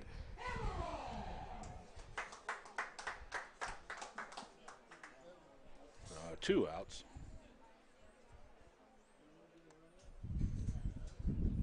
So Dre Amaro takes a first pitch strike. No one wanted. First pitch is a strike, I should say.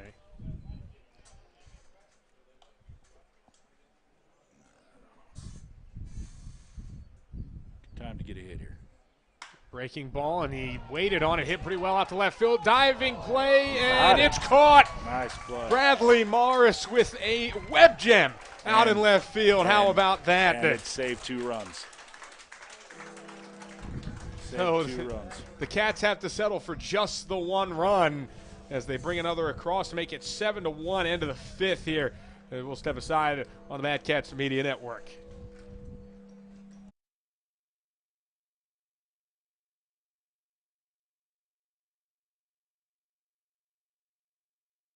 and you're watching Batcats Baseball on the Batcats Media Network.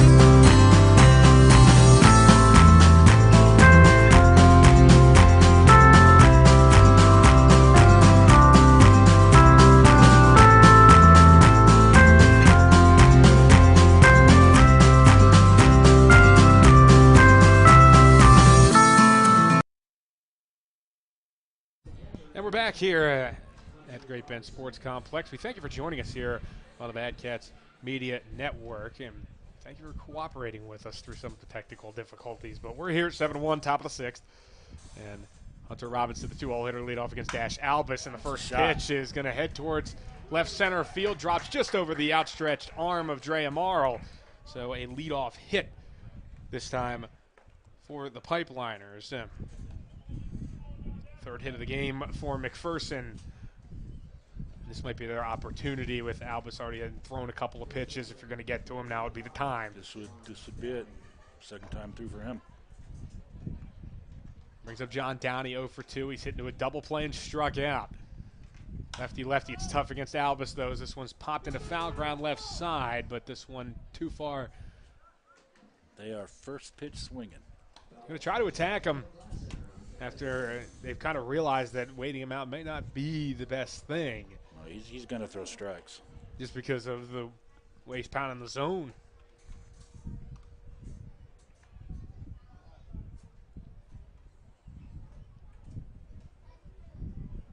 Oh, 1, come get him. 0-1 to Downey. Another foul ball that he was laid on. Nothing in 2.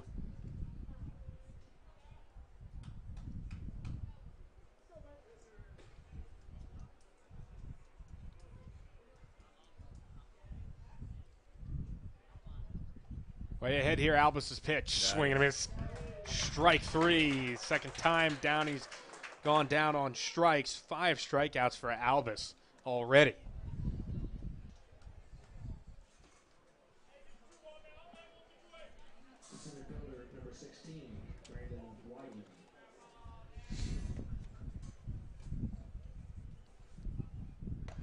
He's up Brandon Whitting, and the first one gets past Cy Schumacher.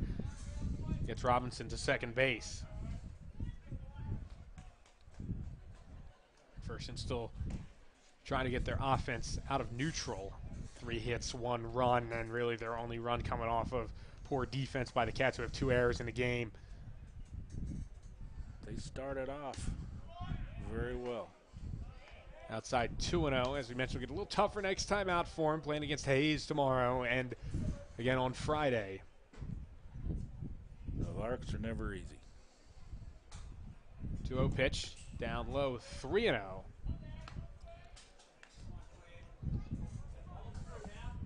Be a minute before the Bad Cats start their conference season. That comes on Saturday the 5th against the 316 Elite High School team. 3-0. Upstairs ball 4. So after Albus really had no problems with control issues, a 4-pitch walk there to Whitting. Second walk allowed by the Cats as a staff, only the first from Albus, though. A little bit of a shakeup this season. Bullpen's up. A little bit of a shakeup this season with the Sunflower Collegiate League. Some team mergers, some team relocations, as this pitch is demolished out to deep left field. This one is off the wall. No one could run, and the bases are going to just be loaded. So that's a off-the-wall single Played it well. for Bradley Morris. Played it well. After he tattooed that baseball, Robinson and Whitting didn't want to get too crazy on the bases. So now they're loaded for the pitcher, Wyatt Showalter, as he replaces Reynolds here, who was pitching because the Pipeliners elected to not have a designated hitter in the game and just have their pitchers hit for them. Showalter's got a chance to help himself here.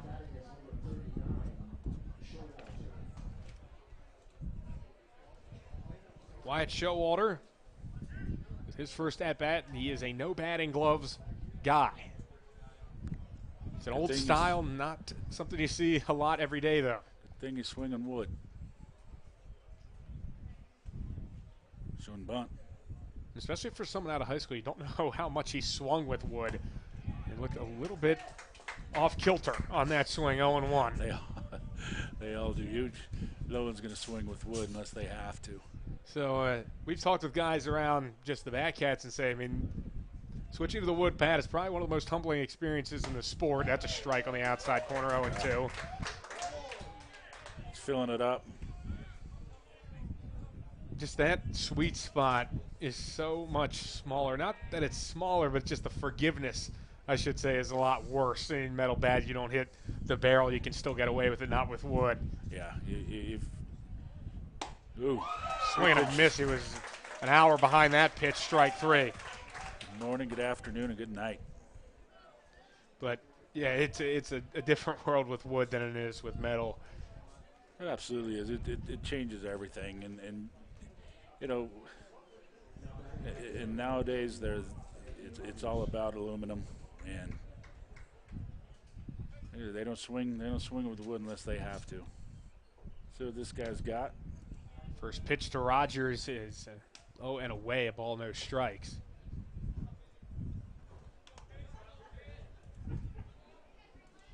Big man trying to avoid leaving all the ducks on the pond. One big hit could put the Pipeliners right back in the ball game as this one's up and away, 2-0. But I think that is very possible that either way this is it for Albus, so he's going to want to try and empty the tank here. I think if you throw it close, this guy will swing. He's 0 for 2 with a ground out and a strikeout. Get it close. 2-0. There it is. Swing and a miss. He knows he can overpower him because there's definitely some good pop. You can hear Cy Schumacher's glove right up here in the press box. A really good sound on that heater from Albus. Yeah, he's on top of things. His velocity, he's not lost much. Checks the runners, comes home. That's another strike, another spot outside corner, 2-2. You know, we're in the 6th inning and third time up for these guys. That pitch, he's going to call it. Lights are officially on here at the Great Bend Sports Complex, illuminating the field. Now he's got himself in trouble where if he throws it again, he's got to swing. 2-2. Swing and a miss. Goes golfing. Strike 3. And Albus gets out of it and leaves the bases full of Pipeliners there in the top of the 6th inning. So we'll step aside here on the Batcats Media Network. We'll have the bottom of the 6th when we come back here from Great Bend.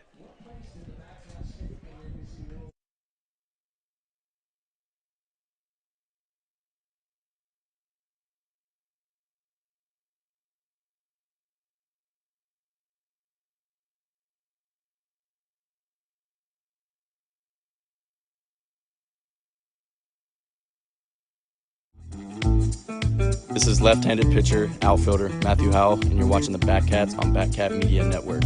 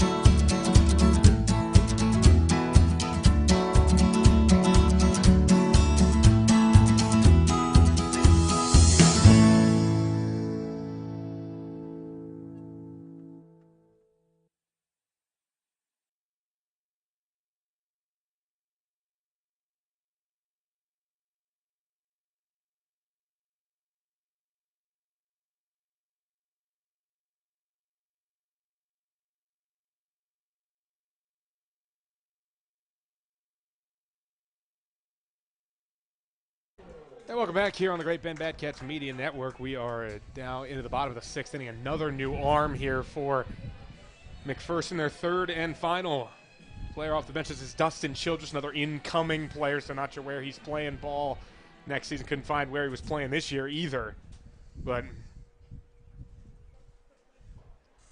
arm straight out of high school, trying to get some experience against some college bats. He is young. Steps off. Going to start off against Matthew Howell, who came in as a pinch hitter in the 4th inning for Alex Rogers, getting the rest of the night off because I'm sure Roger knows that he's going to need Alex those next couple games against Hayes, need that bat in the lineup. So if you can give him an opportunity to get some rest early, you save yourself as this first pitch is fouled away. Save him early. He'll be there for you late. Especially with this stuff, it's a war of attrition. Gets late, it gets warmer. Guys separate themselves. You need these innings off. 0-1. Sharply grounded right side. That's going to be a base hit there for Christian. Or check that, my bad, Howell. He gets the base hit.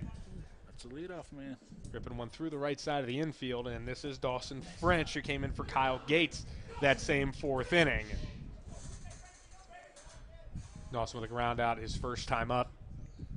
Batcats trying to do damage, as they've been all day. They've had a couple of good opportunities. Some of them have gone by the wayside. I'm sure Roger Ward not super happy with the 6 left on in this game. Started off a little slow. As French squares to bunt, pulls back outside, 1-0 from Childress.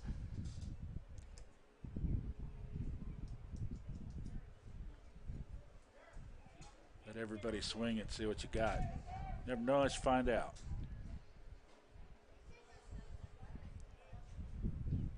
Big lead. Set 1-0, fouled away. 1 ball and 1 strike to French. As we mentioned on the other side of this inning, the Sunflower League seen a significant shakeup in recent years. El Dorado is no longer in the league after 1 game last season before they had to pack things in for the summer. Andale made it to the All-Star break at the beginning of July before they had to end the season. Those two teams no longer in the Sunflower Collegiate League. The Newton Rebels and 316 Sluggers have merged into one team, the Newton Slugging Rebels. As the runner going here, swing and a miss by French, the throw down, an easy swiped bag there for Howell. Third Batcat to steal a base in the game. But either way, seeing those changes, and the Wichita Lobos, a new team based out of Wichita, will step into the league. And the 316 Elite Team, 18U squad that the Batcats saw last season in the NBC World Series is now an official league member. They'll be traveling around to different sites around the Sunflower Collegiate League. Won't play any home games, so they'll play on the road at every single game. So probably going to be tough for those young ball players facing college arms and no home stadium. 2 balls, 2 strike, count to French. League's got to find some structure and stability. Roger, we joined the Jayhawk 7 years ago, and the Jayhawk been around, I think, since 1936. I think it was one of the 3 oldest Yes. college baseball summer leagues. Yes, and then the travel got to things, and it was bad to lose the Jayhawk. It's bad to lose El Dorado, man. That is a historic program, and it's bad to lose that squad just because of the history that those guys have and the multiple championships that those guys have won. Count is full to French. Childress ready, runner on second base, nobody out. And he'll step off. But I mean, you look at just some of the names that have played for El Dorado, some of the best players in the history of the sport.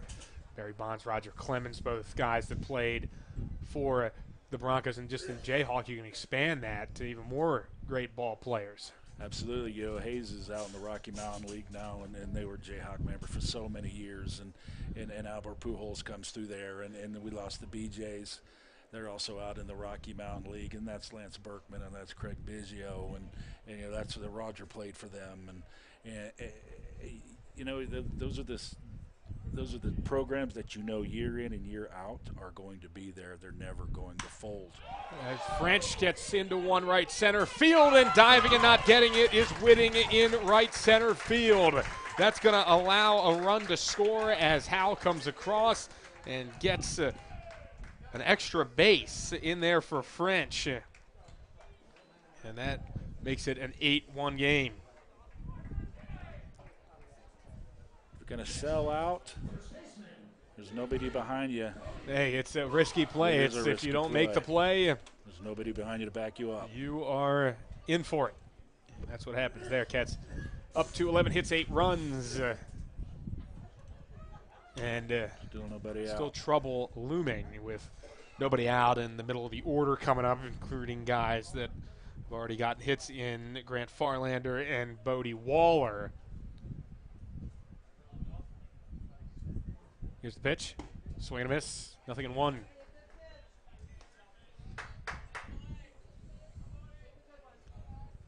Yeah, the Jayhawk, man, we need those guys, and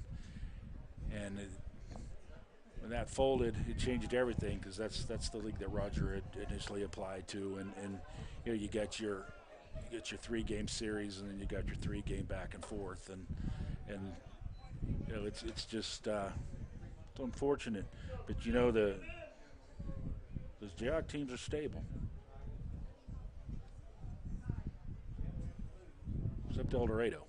That one just kind of fell apart on the Broncos. It was really a surprise after one game. They said it was a host family issue, and that was the end of the conversation as Waller watches a strike for one cross, 1-2 now to Waller. But unfortunately, summer baseball, it's kind of gone that way with so many other The NBC, leagues coming up. That's starting to be a problem. the Cape NBC Cod, has, things like has that. changed so much in just the past 3 years. Locations changed. The Wind Surge opened up their new building, and you know, they're a minor league building now, and it's going to take a lot for them to loan out their building and talk somebody going on the road for 2 weeks, you know, in the middle of the summer, and you know, it's a whole different deal now, and obviously that's for the NBC to work through, and they have X Stadium also to fall back on, and that puts on a good show over there. But you know, it's just changing times, man. Childress 1-2. Swinging a flying bat up over the top of the McPherson dugout. That's a strikeout, so Waller is punched out. A dramatic one there, but that's the first out of the inning. Brings up a pinch hitter. This is going to be Rathan Malone. Yeah. But, I mean, the same thing was the issue in Omaha with the Omaha Storm Chasers not wanting to play at what's now called Charles Schwab Field, but at the time was called TD Ameritrade Park. They didn't want to go on the road for 2 weeks for the College World Series to be played, and so they built their own building, and that's kind of how things have gone out in Omaha. And same thing happening at the NBC World Series. It's hard to tell the Wichita Wind Surge to play 2 weeks on the road. Well, you not only they've got him picked off. They do, and Dawson French is going to be out over at third.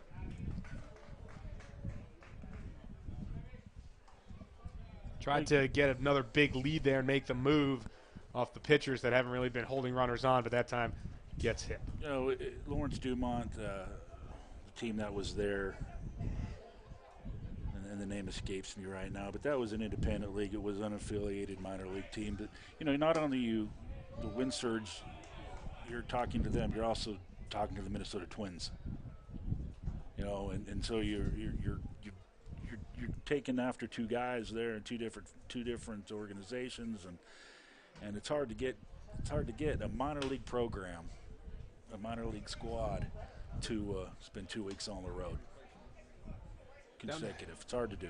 Up to 0-2 here on the pinch hitter Rathan Malone.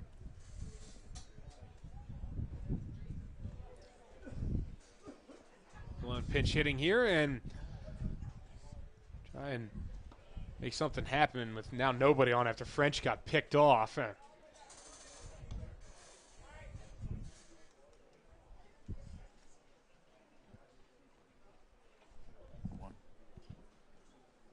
One ball, 2 strikes. Malone out of Temple College from Baytown, Texas. Here's the 1-2. That one up high. Now it's 2-2 count.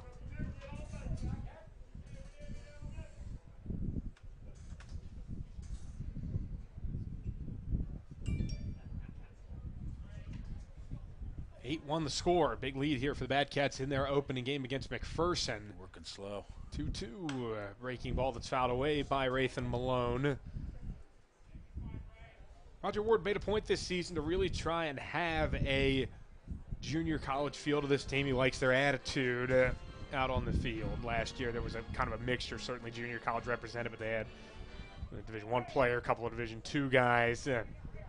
But this season, of all the guys they have, only 2 are not from junior college. This is inside 3-2. And that being pitcher Braden Tower from Emporia State and Brady Kreitzer, a utility infielder from Fort Hays. Outside of that, everybody is a junior college or high school player. In the case of Grant Farlander, payoff pitch, foul back.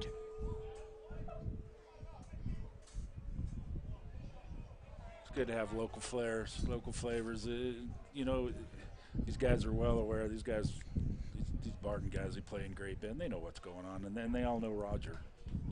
You know, Roger spends a lot of time out there during the JUCO season, hangs out, so they know Roger, and it's good to keep these guys around. People know who they are, and then those guys come back after years. Payoff pitch and a sky-high pop-up. Right on the right side of the infield. There should be no problem for Brown, and he is out.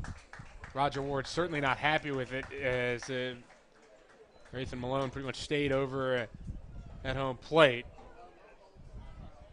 And certainly a quick word there from Coach Roger Ward after that. But at this point, it's an 8-1 game as another one comes across for Great Bend. Through 6 innings, 8-1 the score from Great Bend Sports Complex. Back in a moment on the Bad Cats Media Network.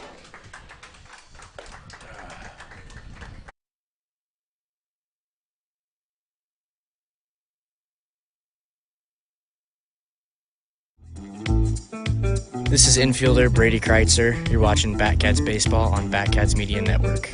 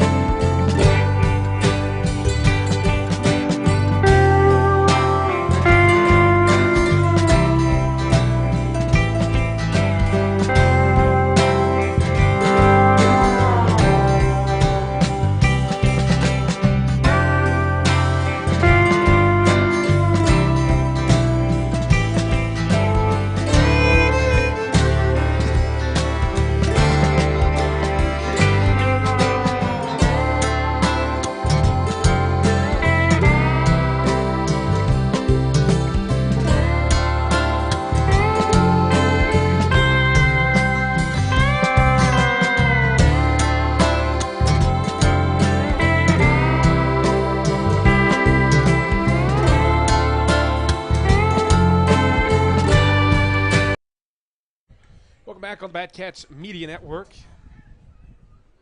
Thanks for joining us here on this Wednesday. Mark McClure and Mike Foose, the broadcast team for tonight's game, as this pitch is outside for ball.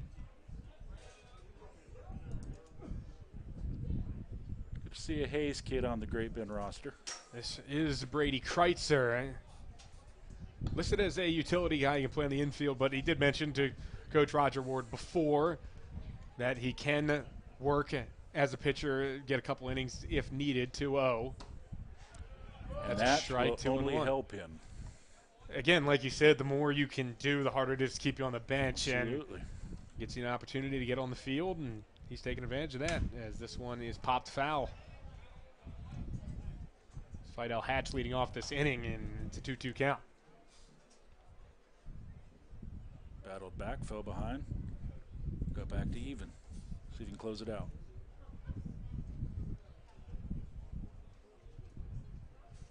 Here's the 2-2. And that one just a bit outside, had a little bit too much spin on it to be caught by Cy Schumacher.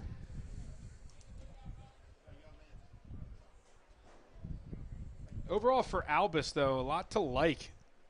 3 2/3 innings, 7 strikeouts, one walk, 2 hits, pretty good effort. Yeah, 7 strikeouts and 1 walk. You'll take that every day. Right center field, this one's hit, and tracking this one down in right field is JoJo Nieves, who's into the game, replacing Colby Christian. You will never, the walks will kill you. The walks will wear you out. The walks will get you in trouble and get you on the bench.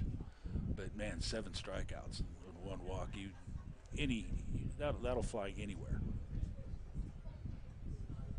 Here's the pitch to a Child. This is Ryan Child, third at bat for him. He's behind 1-0. So pretty much everyone's got an opportunity at this point to enter this game. Straight for up. the Bad Cats is this one weakly hit out towards shallow center. It's hit towards no man's land and an overhead catch made by Colter Maldonado. Oh, it's a big time play.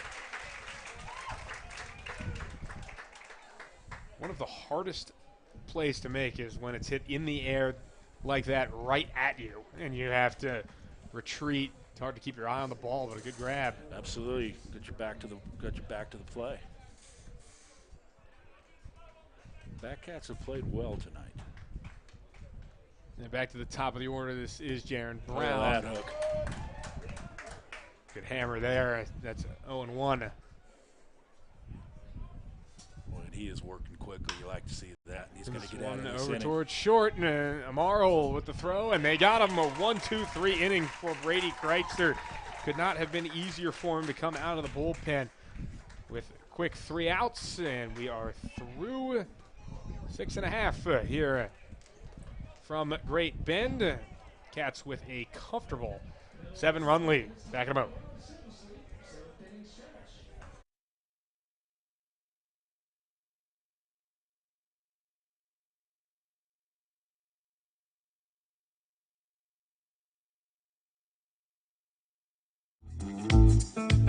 This is Batcats outfielder Dawson French. You're watching Batcats baseball on the Batcats Media Network.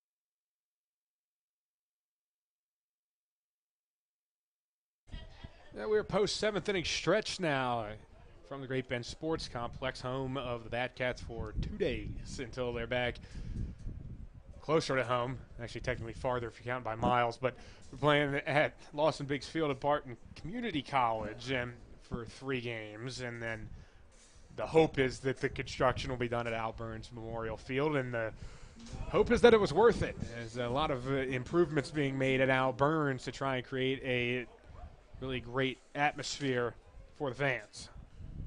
It's coming along. Rain hasn't helped.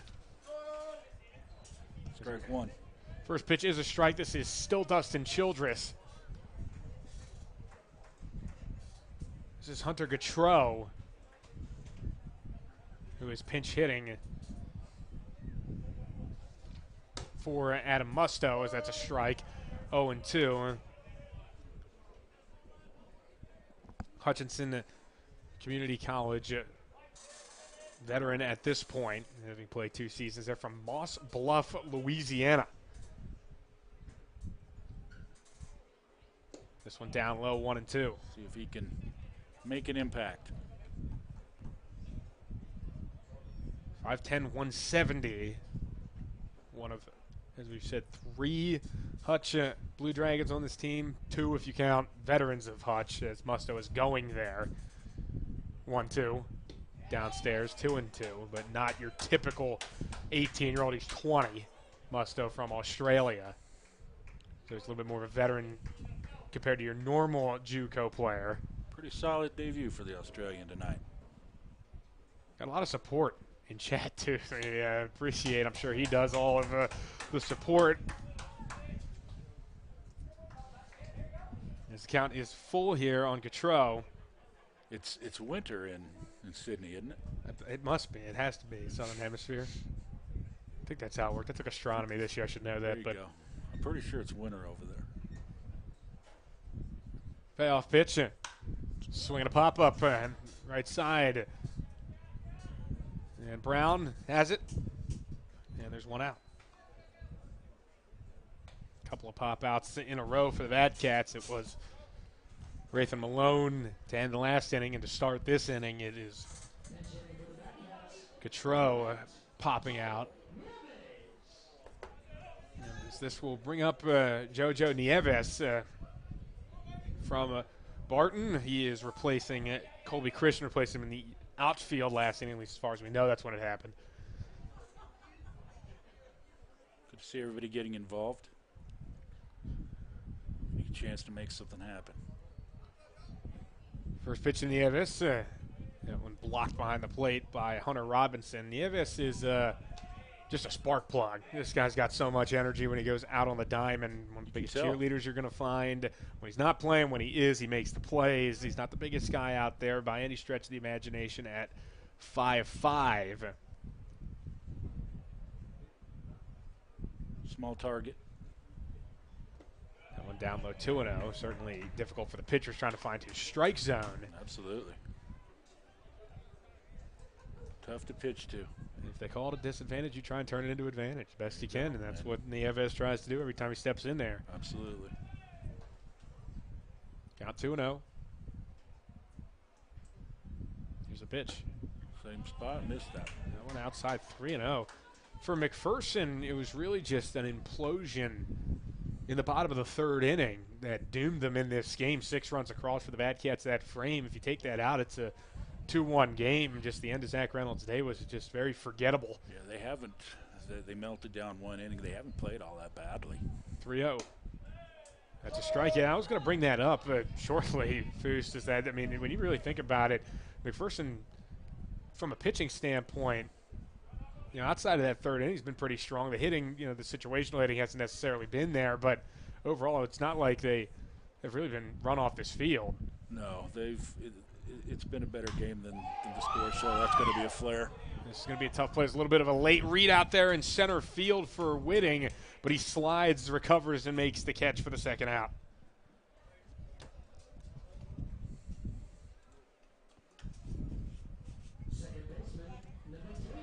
He has a flair for the dramatic out there. So this is Colter Maldonado, one of the few guys that stayed in this game for the entire duration.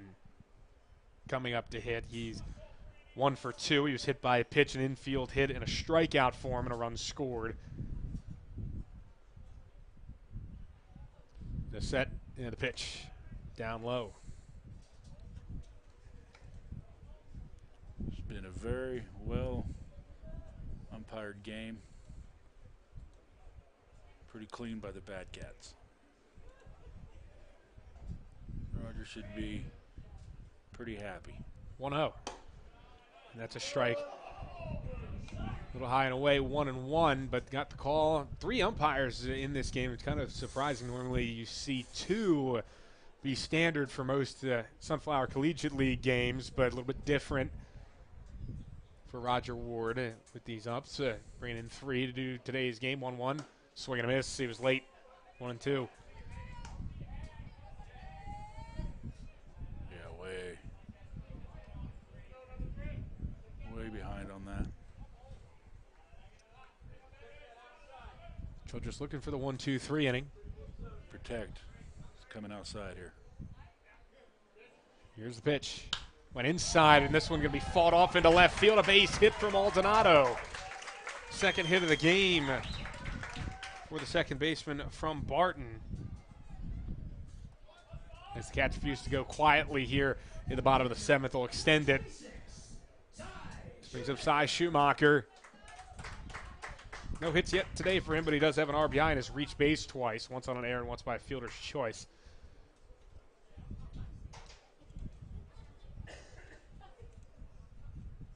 Twelve hits now for the Bad Cats as this one swung on and hit to the right side. Hit him. And that ended up hitting Coulter Maldonado, and unfortunately for the Bad Cats, that's going to end the inning with the fielder's choice there. So tough luck there for the men in green, but they still lead it comfortably. 8-1 the score through 7 innings here in Great Bend. We'll step aside here. Be back for the 8th in a moment.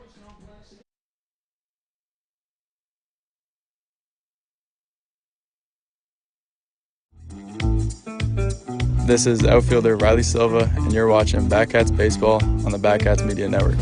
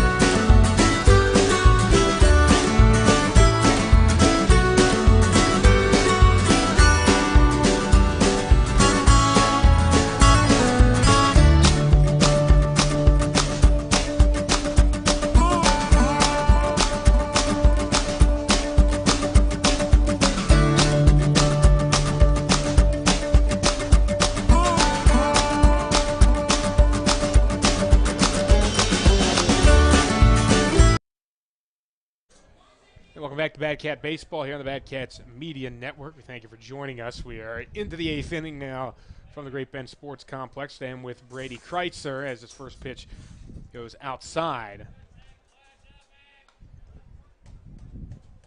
Had an efficient first inning. 1-0. A looping curveball that was way high, 2-0. This is Hunter Robinson leading off for the Pipeliners.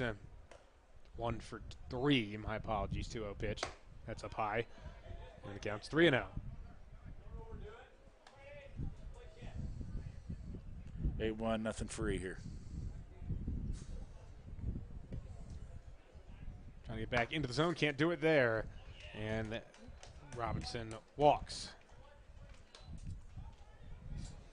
He's up the 0 for 3 John Downey, who, for his part at least, is happy to see a right-hander on the mound instead of Albus. He really struggled with Dash and the velocity he was working with throwing from the same side, hiding that ball for so long against the lefty.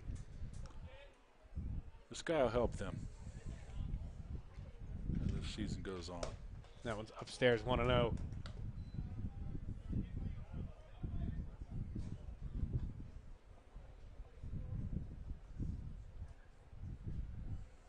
Little glance over at first from Kreitzer, trying to keep his eyes on Robinson. Deliver a 1-0. That one up and away, 2-0. Yeah, I just pitched to him. And you don't want to get yourself into too much trouble. 7-run game, but don't want to mess around with it. You just need 6 more outs, and you can get your opening day victories. This is up and away, 3-0. So 7 straight balls here delivered by Kreitzer after 1-2-3. Top of the 7th inning. He had much more success there, but seems to have lost the zone, and he's going to lose it again there. 8 straight. And here comes Roger Ward. Yeah, you got to throw strikes. And that's the one thing that really is going to get you out of the game. I think that you give up hits, so you can deal with that a little bit more than the walks, because those really infuriate managers. Nothing good happens. Not sure if they had anyone in the pen or not, or if he'll just pull someone out of the dugout like he did last time. But Roger Ward comes out for all meetings because the Badcats don't really have what you would call a pitching coach. Assistants John Mariani and new this year's Zach Dobbins. Neither of them really pitching specialists, so it's still Roger Ward, who did pitch a little bit in his day. It'll be interesting to see what Roger does here. He's got himself in a mess. He's going to let him work himself out of it. Yeah, I'll stick with him after 8 straight balls. Again, not sure exactly what Roger told him, because Roger hasn't pitched in a while. But I think it may have been just to try and get Kreitzer to calm down a little bit and that's it. Reset himself on the mound. You're up 7 runs. Just yeah, you got 7 guys behind you. Let them do the work. Try to attack here this time against Brandon Whitting, and he does get the first pitch strike across 0-1. Whatever Roger said worked. It's a difficult spot for a manager like that as a summer ball team, because what everyone will tell you is the 0-1 comes in down low, 1-1. How much can you really tell these guys from a mechanics standpoint? You haven't really worked with these guys that much, especially this early in the year, and you're also not their coach from college, so it's definitely a difficult thing to do for Roger Ward to be able to step right in there and try and say the right thing at the right time, because you really don't know what kind of personality that you're working with on the mound. Yeah, these guys are feeling each other out. They're as new to Great Bend as everything's new. Roger doesn't know much about them. They don't know much about Roger. So we're all learning on the fly here. But one thing you do know is you have to throw strikes. 2-1 pitch, outside, 3-1.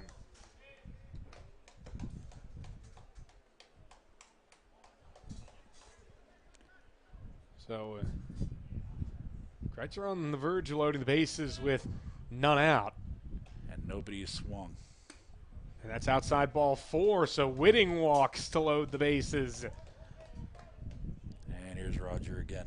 And got to get him now. This is not going to be another conversation. This is going to be a move to the pen in all likelihood, as he makes the walk out there, and the base coaches for McPherson can kind of see that coming, and it will be a pitching change here for the Badcats after Kreitzer walks the bases loaded to start the top of the 8th inning. So we'll step aside while the new arm warms up, and be back in a moment here on the Badcats Media Network.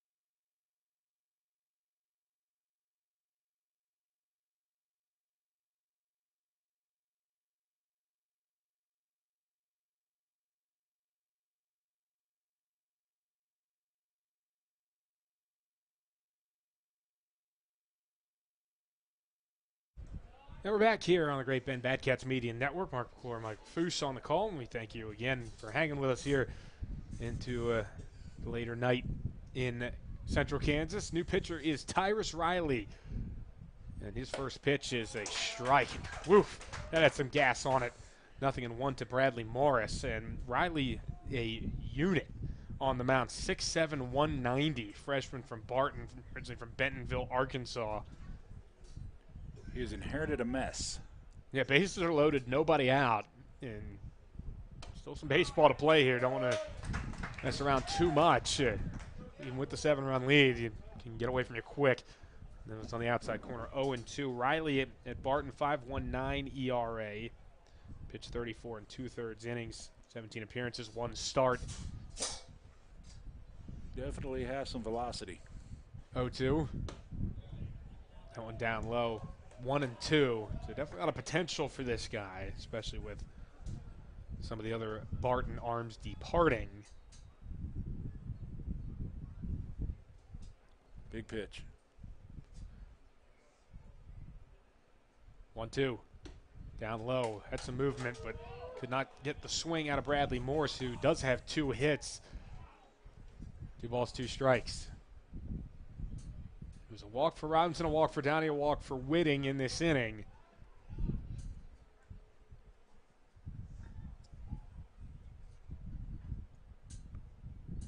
You're going to deal in 2-2. And this one a chopper towards third. That gets into left field. That's going to be a base hit. Robinson will score, making it an 8-2 game. Bradley Morris delivering with the RBI.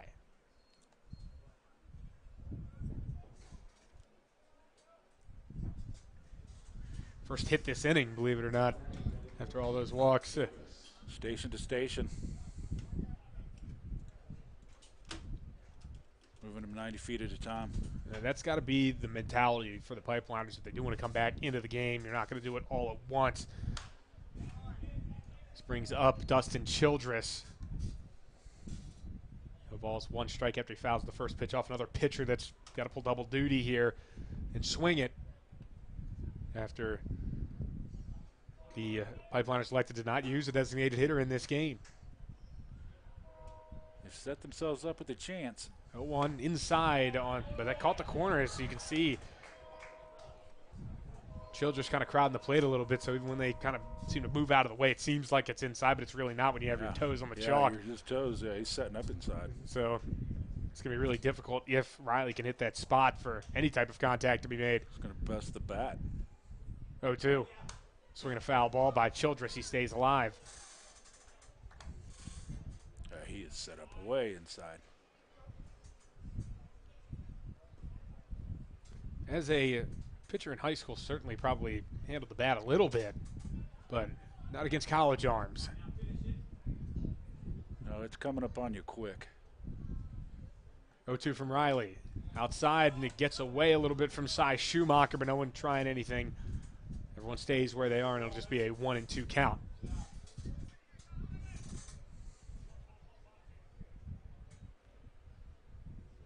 Get yourself a double play ball here.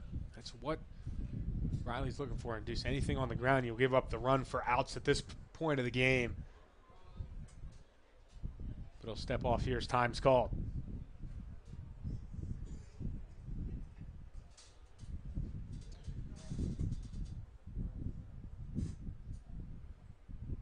Taking his time. He's ready now, trying to get this strikeout. Pitch inside, and that one gets to the backstop. Chugging home is Downey, and he slides in safely. 8-3 as that one got away from Riley. Downey got a late start on it, but still committed to it and managed to get in safely.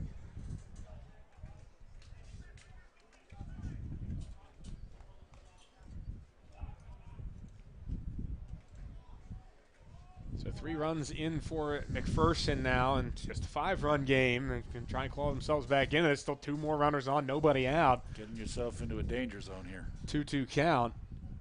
Here's the pitch. This one fouled again by Childress. He's put up a heck of a battle here against Tyrus Riley. And what have we talked about all night? Walks. That's been the conversation, at least before this inning, about how well the Batcats done managing the free pass.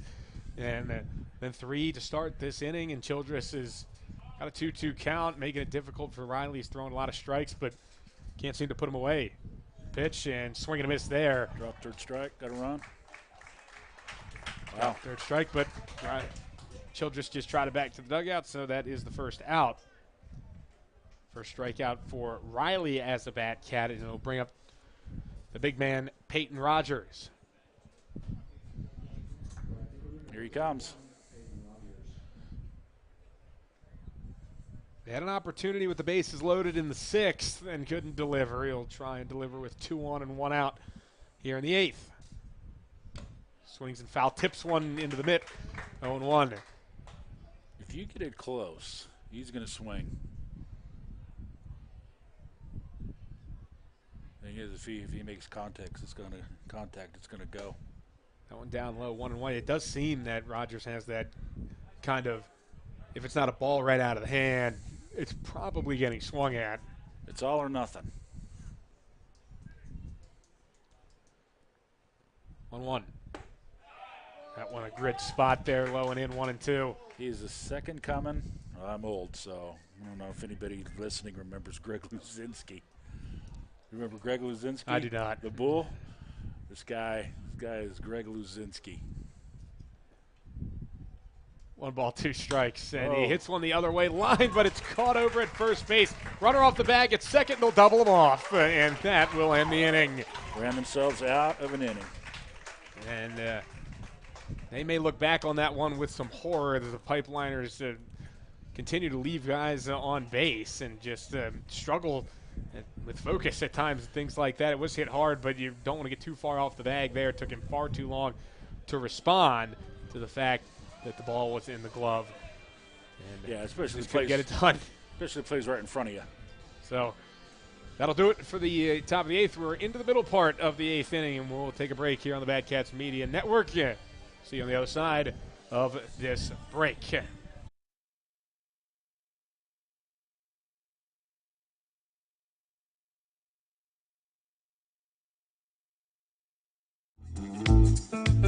This is pitcher David Stewart. You're watching Batcats Media Network, home of the Great Bend Batcats.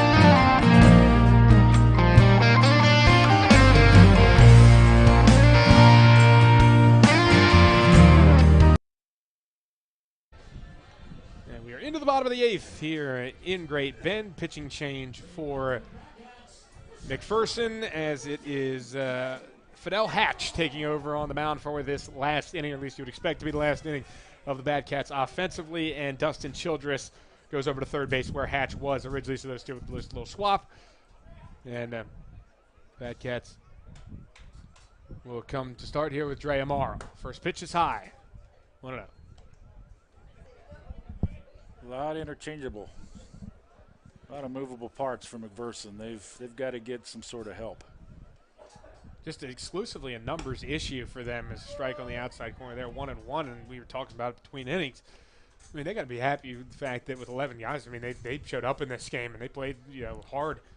Yeah, they've represented themselves well. They melted down one inning, and of course that inning matters. But this is a whole different game without that third inning, and that throwing error. The biggest play of the game is the throwing error and the batted ball back to the mound. Yeah, that was the one that's cost them 2 runs, and even that would have made a difference at 6-3, and you have left a large amount on base. So there's something to build off there for McPherson as this one is hit to center field. Amaro going to be retired here as that's caught by Whitting. That last inning plays totally different if you're 3 runs down as opposed to 5. I think the attitude's different at the plate. You're going to work maybe some tougher counts. Absolutely. Absolutely. Back to the top of the order, and this is Matthew Howell. But they have showed up. They've represented. That's what you can ask. That's all you can ask, I should say, of a team like this with so few numbers. For you don't know if guys are playing in position or not. It's a battle this early as strike the first pitch to Howell.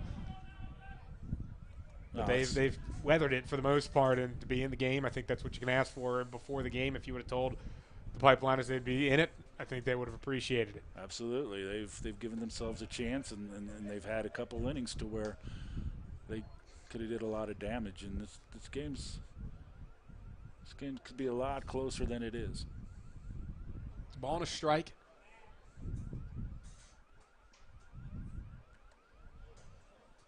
And Hatch kicks and deals. Swing and a miss from Howell on ball 2 strikes.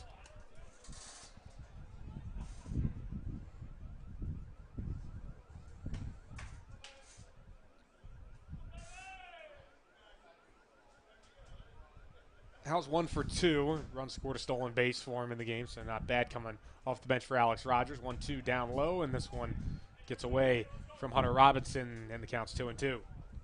She set up outside, and he came inside. The catcher has no chance. You get crossed up like that, it's really hard to bounce back. That ball's going to the screen, which is exactly what happened.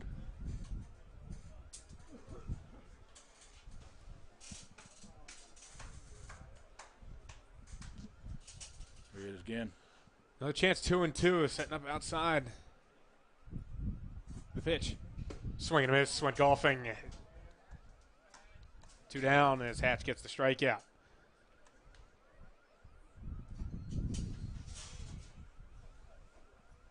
Some car alarm action out here at the Great Bend Sports Complex. Going off for a while now. Someone's going to have a dead battery when they get back there. I didn't want to say anything, but I was going to ask if you had a car alarm.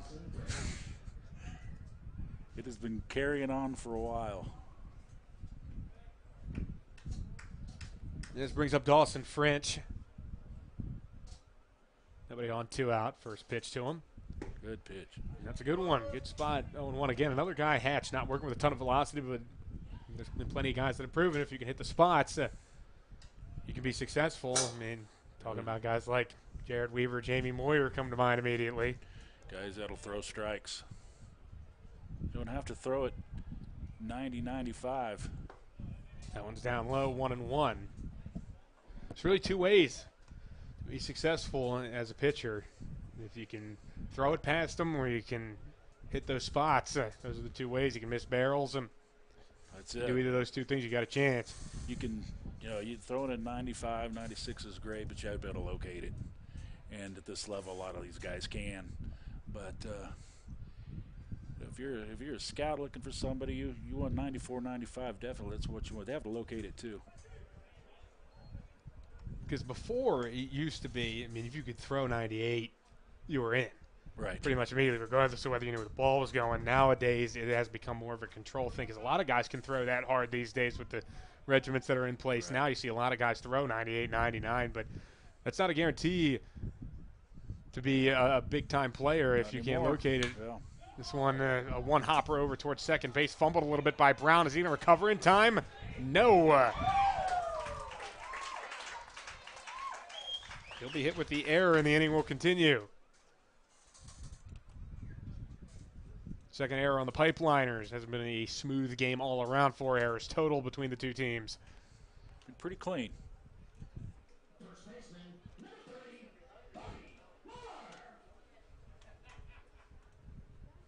Brings up Bodie Waller.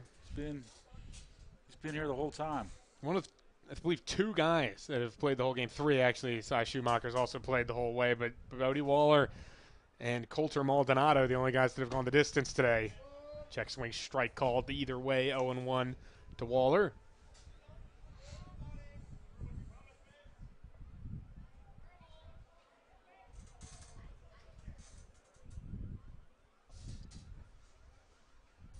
They will throw over to check and sliding back in head first. Good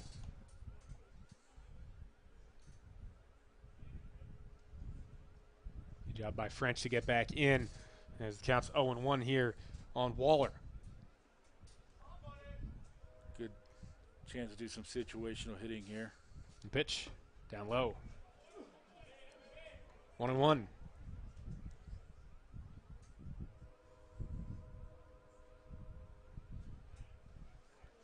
I'll never do it, but how about laying a bunt down here? How deep that third baseman is. Yeah, it is, but you start to dance with the unwritten rules there as that one's down low, skips away from Hunter Robinson, and that gets French over to second base, and you never want to dance with those. You don't, but man, he is deep. Yeah, way behind the bag at third base. Both of the corner infielders are. Almost everybody on the that artificial outfield. That first baseman, you got to make sure he can get to the bag from there. It pretty much nearly heals on the artificial part of the grass. It gets natural as you get farther out, but that's going to catch Bodie Waller on the foot, so it's going to matter right now as he gets on base. And that will allow a designated hitter to come up, and this is Rathan Malone. Popped out his first time up and ended up not running that ball out. Roger Ward had a talk with him and see how it settles in. Definitely gotta hustle. So ready to go again, 2 on, 2 out. Here's the first pitch. Malone takes a strike, 0-1.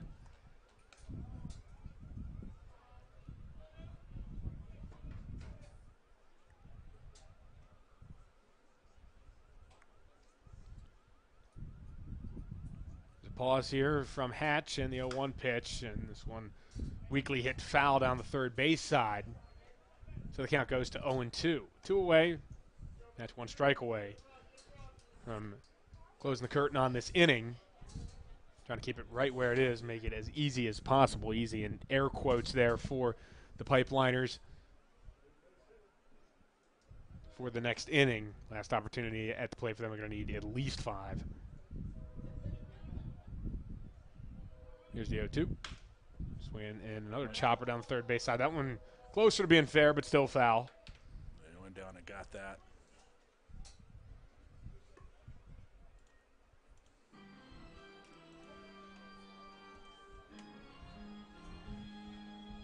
Malone chugs back to the plate. Hit back in again to face Hatch one more time with a 0-2 count.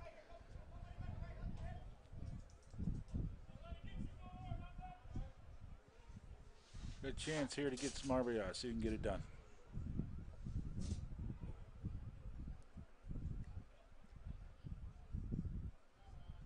Hatch again, 0-2. Delivers. Another foul ball from Malone. He's battling.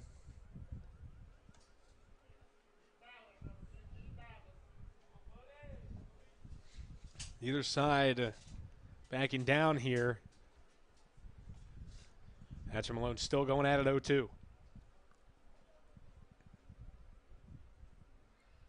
The offering. Down low, didn't chase.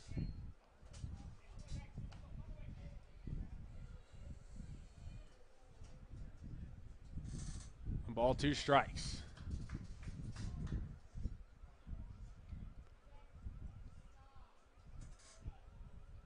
Get off there. Here's the pitch. And this one chopped out towards the hole between third and short. Going to be a long throw. chance. Malone beats it out. Base hit on the infield. It skips away from the first baseman Downey. And coming across to score is Dawson French. Makes it 9-3. In addition to that, Bodie Waller getting over to third base.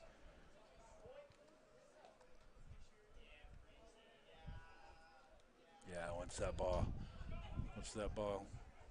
got past the mound, there was no chance to throw him out.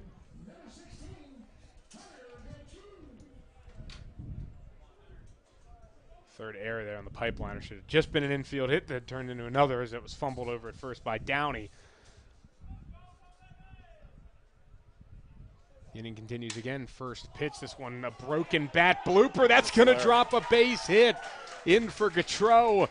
He drives in his teammate Bodie Waller. And it's 9-3, or 10-3, my apologies, Batcats. After that base hit.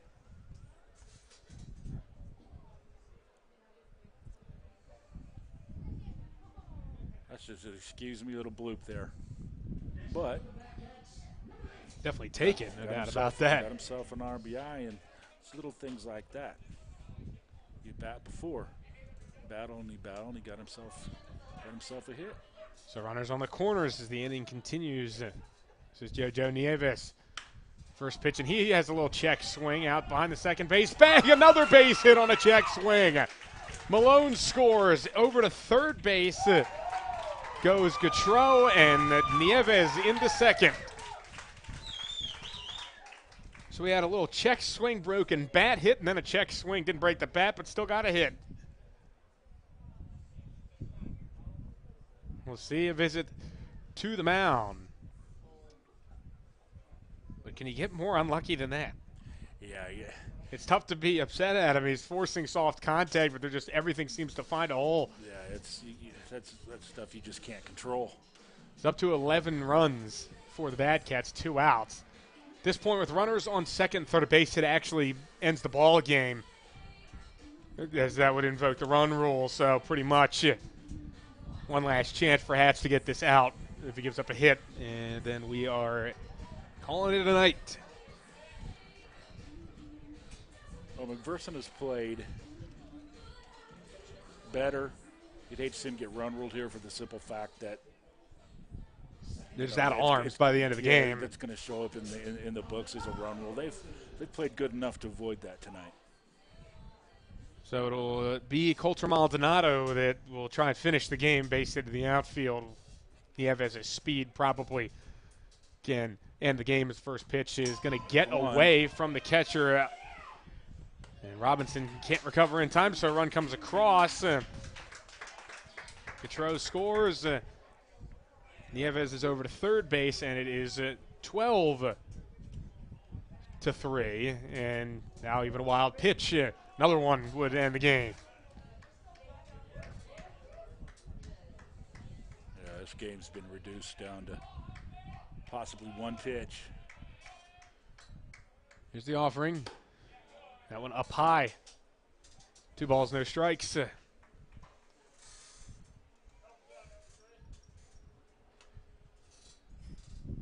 Maldonado, one of the few guys, as we mentioned, that's been in pretty much the entire game. 2 hits. That one downstairs, 3-0, trying to get on base for the 4th time.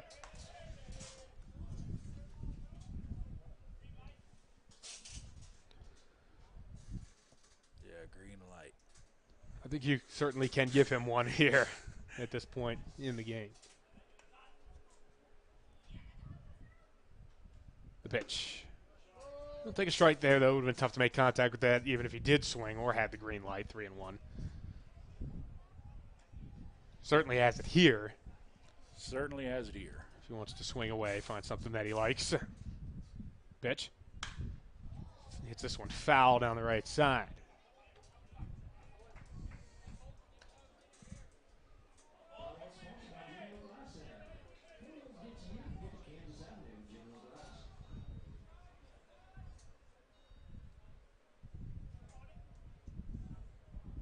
Counting out full here to Maldonado. If the inning would continue, Cy Schumacher would hit. And the payoff pitch. Swing and miss, got him. Strike 3, and we will see a 9th here from the Great Bend Sports Complex. Batcats push 4 across there in the bottom of the 8th, though, and now have a huge lead. It's 12-3. We'll step aside here on the Bad Cats Media Network. Final frame coming up next.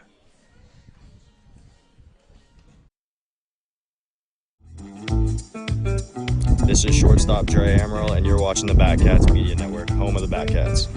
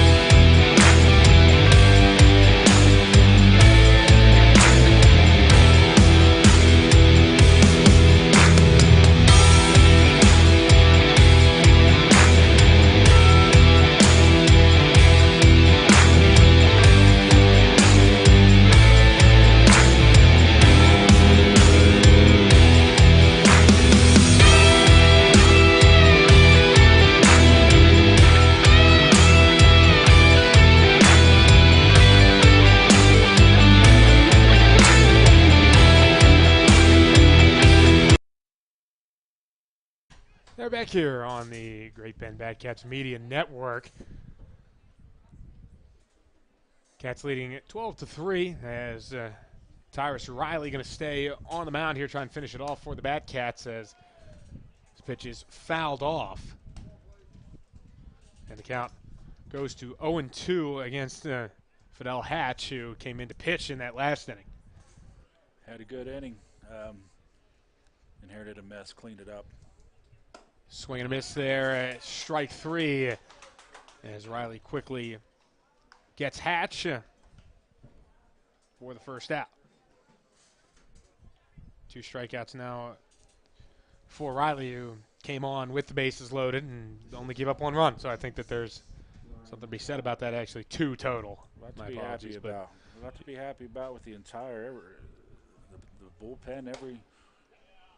Everybody tonight is everybody that has pitched tonight has done well. This is Ryan Child.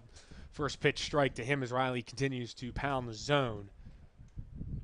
Here's the offering. Another one. Another one right in there, 0-2.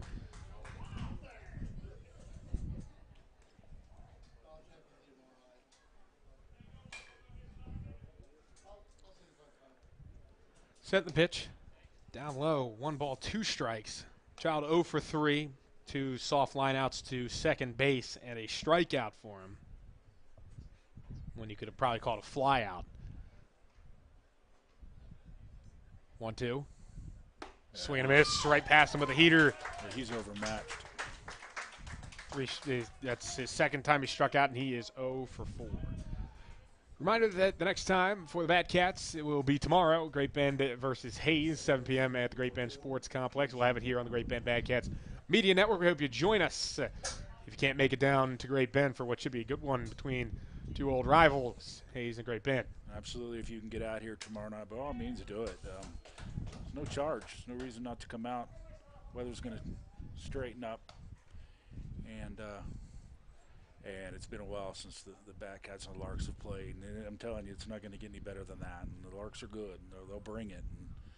And if they're going to bring it to anybody, they're going to bring it to Great Bend. So get on out here tomorrow night and support these guys. And it's a good time. It's free baseball. And what else you got to do on a Thursday night?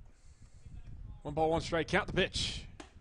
That strike in there to Jaron Brown. He's hitting for the 5th time today. He's 0 for 3 with a walk. Riley trying to put it away right here. 1-2, down low, 2 balls, 2 strikes. So we'll see one more pitch here. They do appeal to first, but that's no swing. Cy Schumacher, for whatever reason, wanted an appeal there, but the reaction of the first base umpire got a chuckle out of everybody here at the sports complex. See if he wanted to get home early. Yeah. That's what that call would have been about. Count stays 2 balls and 2 strikes. Despite the appeal, here is the pitch.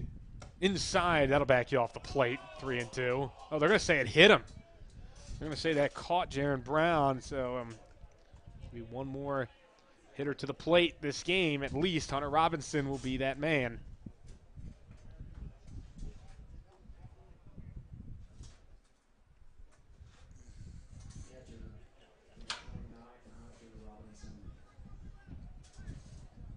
Robinson comes in, 1 hit and 3 at-bats, a walk run scored.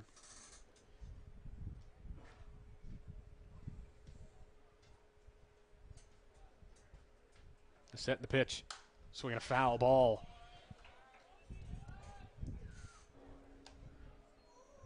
No balls, 1 strike. At this point, he's just looking to make contact.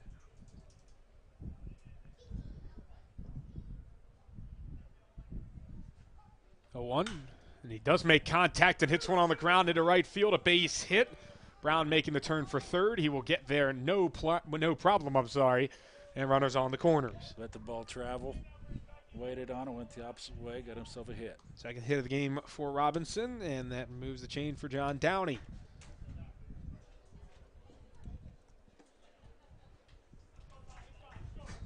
Once again, RBI opportunity. All this stuff matters. It's 12-3, first game of the year, but all this stuff matters.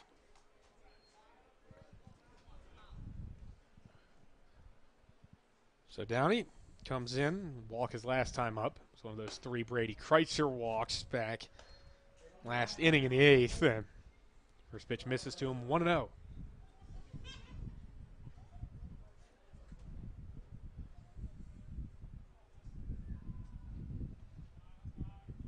No strikes the pitch. That's outside, 2-0.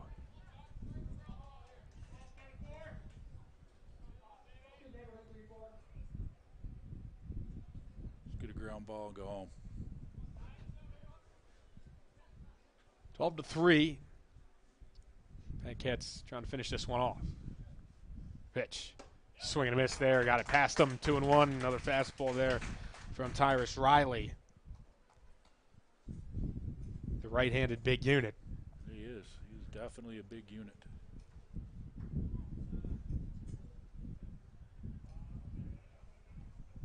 Two 2-1. Outside 3-1. Bearcats actually trailed this game early. 1-0 after 1 inning. A couple of errors kind of derailed the start from David Stewart. Just gave up that 1 unearned run and was removed from the game after 2 1/3. Here's the 3-1. This one hit pretty well out towards left center field. Going back on it in center field is Howell, but he'll let this one drop and head out towards the fence. 1 run scores. Throw goes into third. A second one will come across as both Brown and Robinson get across. 2 RBIs there for John Downey. Moves it to 12-5. That was the hardest hit ball of the day.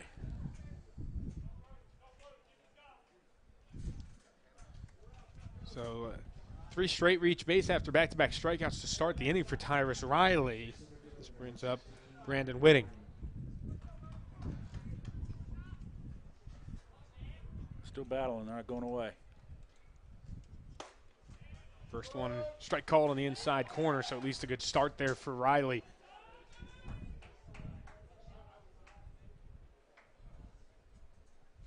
Second pitch, and same result, another strike called, 0-2, and again the Bearcats a strike away from getting themselves an opening day victory here in the 2022 season.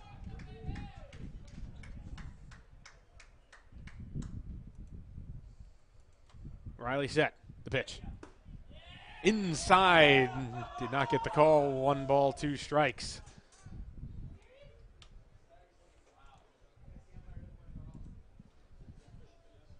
Everyone in the stands was looking for it. No go. 1-2 again. Check swing, but he went that time. Strike 3, and that's the ball game. The Great Bend Batcats have defeated the McPherson Pipeliners here in their opening day game. Final score 12-5 as the Pipeliners hung around. They got through the 9 innings, but it was really just that third that got them, Mike. It was. They represented themselves. It's good for the Batcats. These are teams you're supposed to beat, and they beat them. It doesn't matter how you do it as long as you get it done. But, that's good. Everybody got to play. You saw some arms. You got everybody some at-bats, and that's what these early games are for. And they all matter, and they all count. And now you know what you got, and you come out tomorrow against a better team, and you see what you got. And Hayes will be different. Hayes will be tough tomorrow, but there's a reason that you schedule games like this, and there's a reason you schedule games like Hayes, and they won. That's what you're supposed to do with this, and Great Bend got it done, and now they're going to see what they can do tomorrow against a perennial championship squad from Hayes. Still some to come here on Batcats post game. We have our player of the game interview coming up, but stick with us. We'll take a break here and be back in a moment.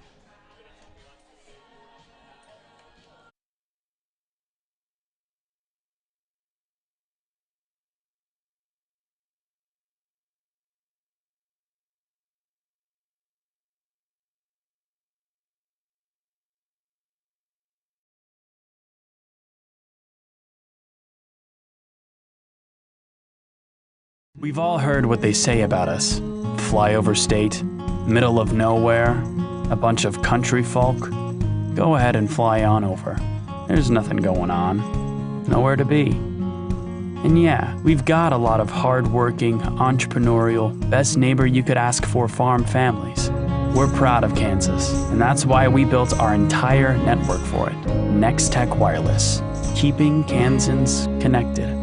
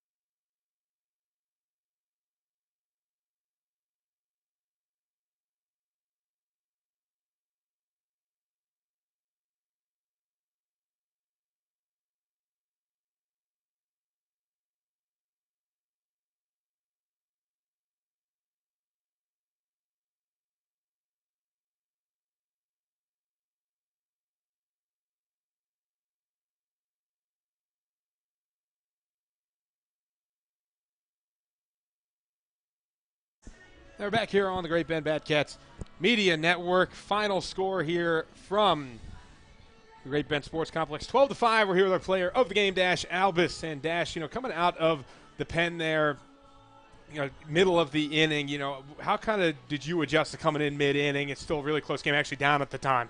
Yeah, no. Came in, knew the situation, had to fill the zone. Just wanted to get ahead early. Can't take it easy the first batter. Luckily got a ground out and got a double play. Got out of the inning, so that was huge. That was huge for it. 7 strikeouts in this game coming in relief, and only 3 2/3 innings. How kind of did you attack out there, and what was working for you out there? I mean, honestly, I had feel of everything. It was one of those rare days where I had good command of what I wanted to throw, and the pitches that were coming out a little weird. I was still getting swing and misses on them, so it was a good day. It was only way to describe it was a good day. Batcats come out and they win their first game of the season, 1-0 on the year. How important is it to get off to a hot start here in summer ball? Oh man, it was a game of momentum. Once the wheel starts rolling, it's hard to stop it. So this is huge, and the guys are happy. We're all it's a great day to be a Batcat. How kind of difficult is it for you coming in to summer ball to try and you're working with new teammates, working with new catchers? How is that adjustment? It's a little weird seeing that your normal guys aren't out there behind you, but man, I've got so much confidence in this team just off of our few practices. They make plays and they hit the ball, so that's all you need. Thanks a lot, Dash, for joining us again. Yep. Great game tonight. As we will step aside again here on the Great Bend Batcats Media Network. A little bit more post game coming up after this break.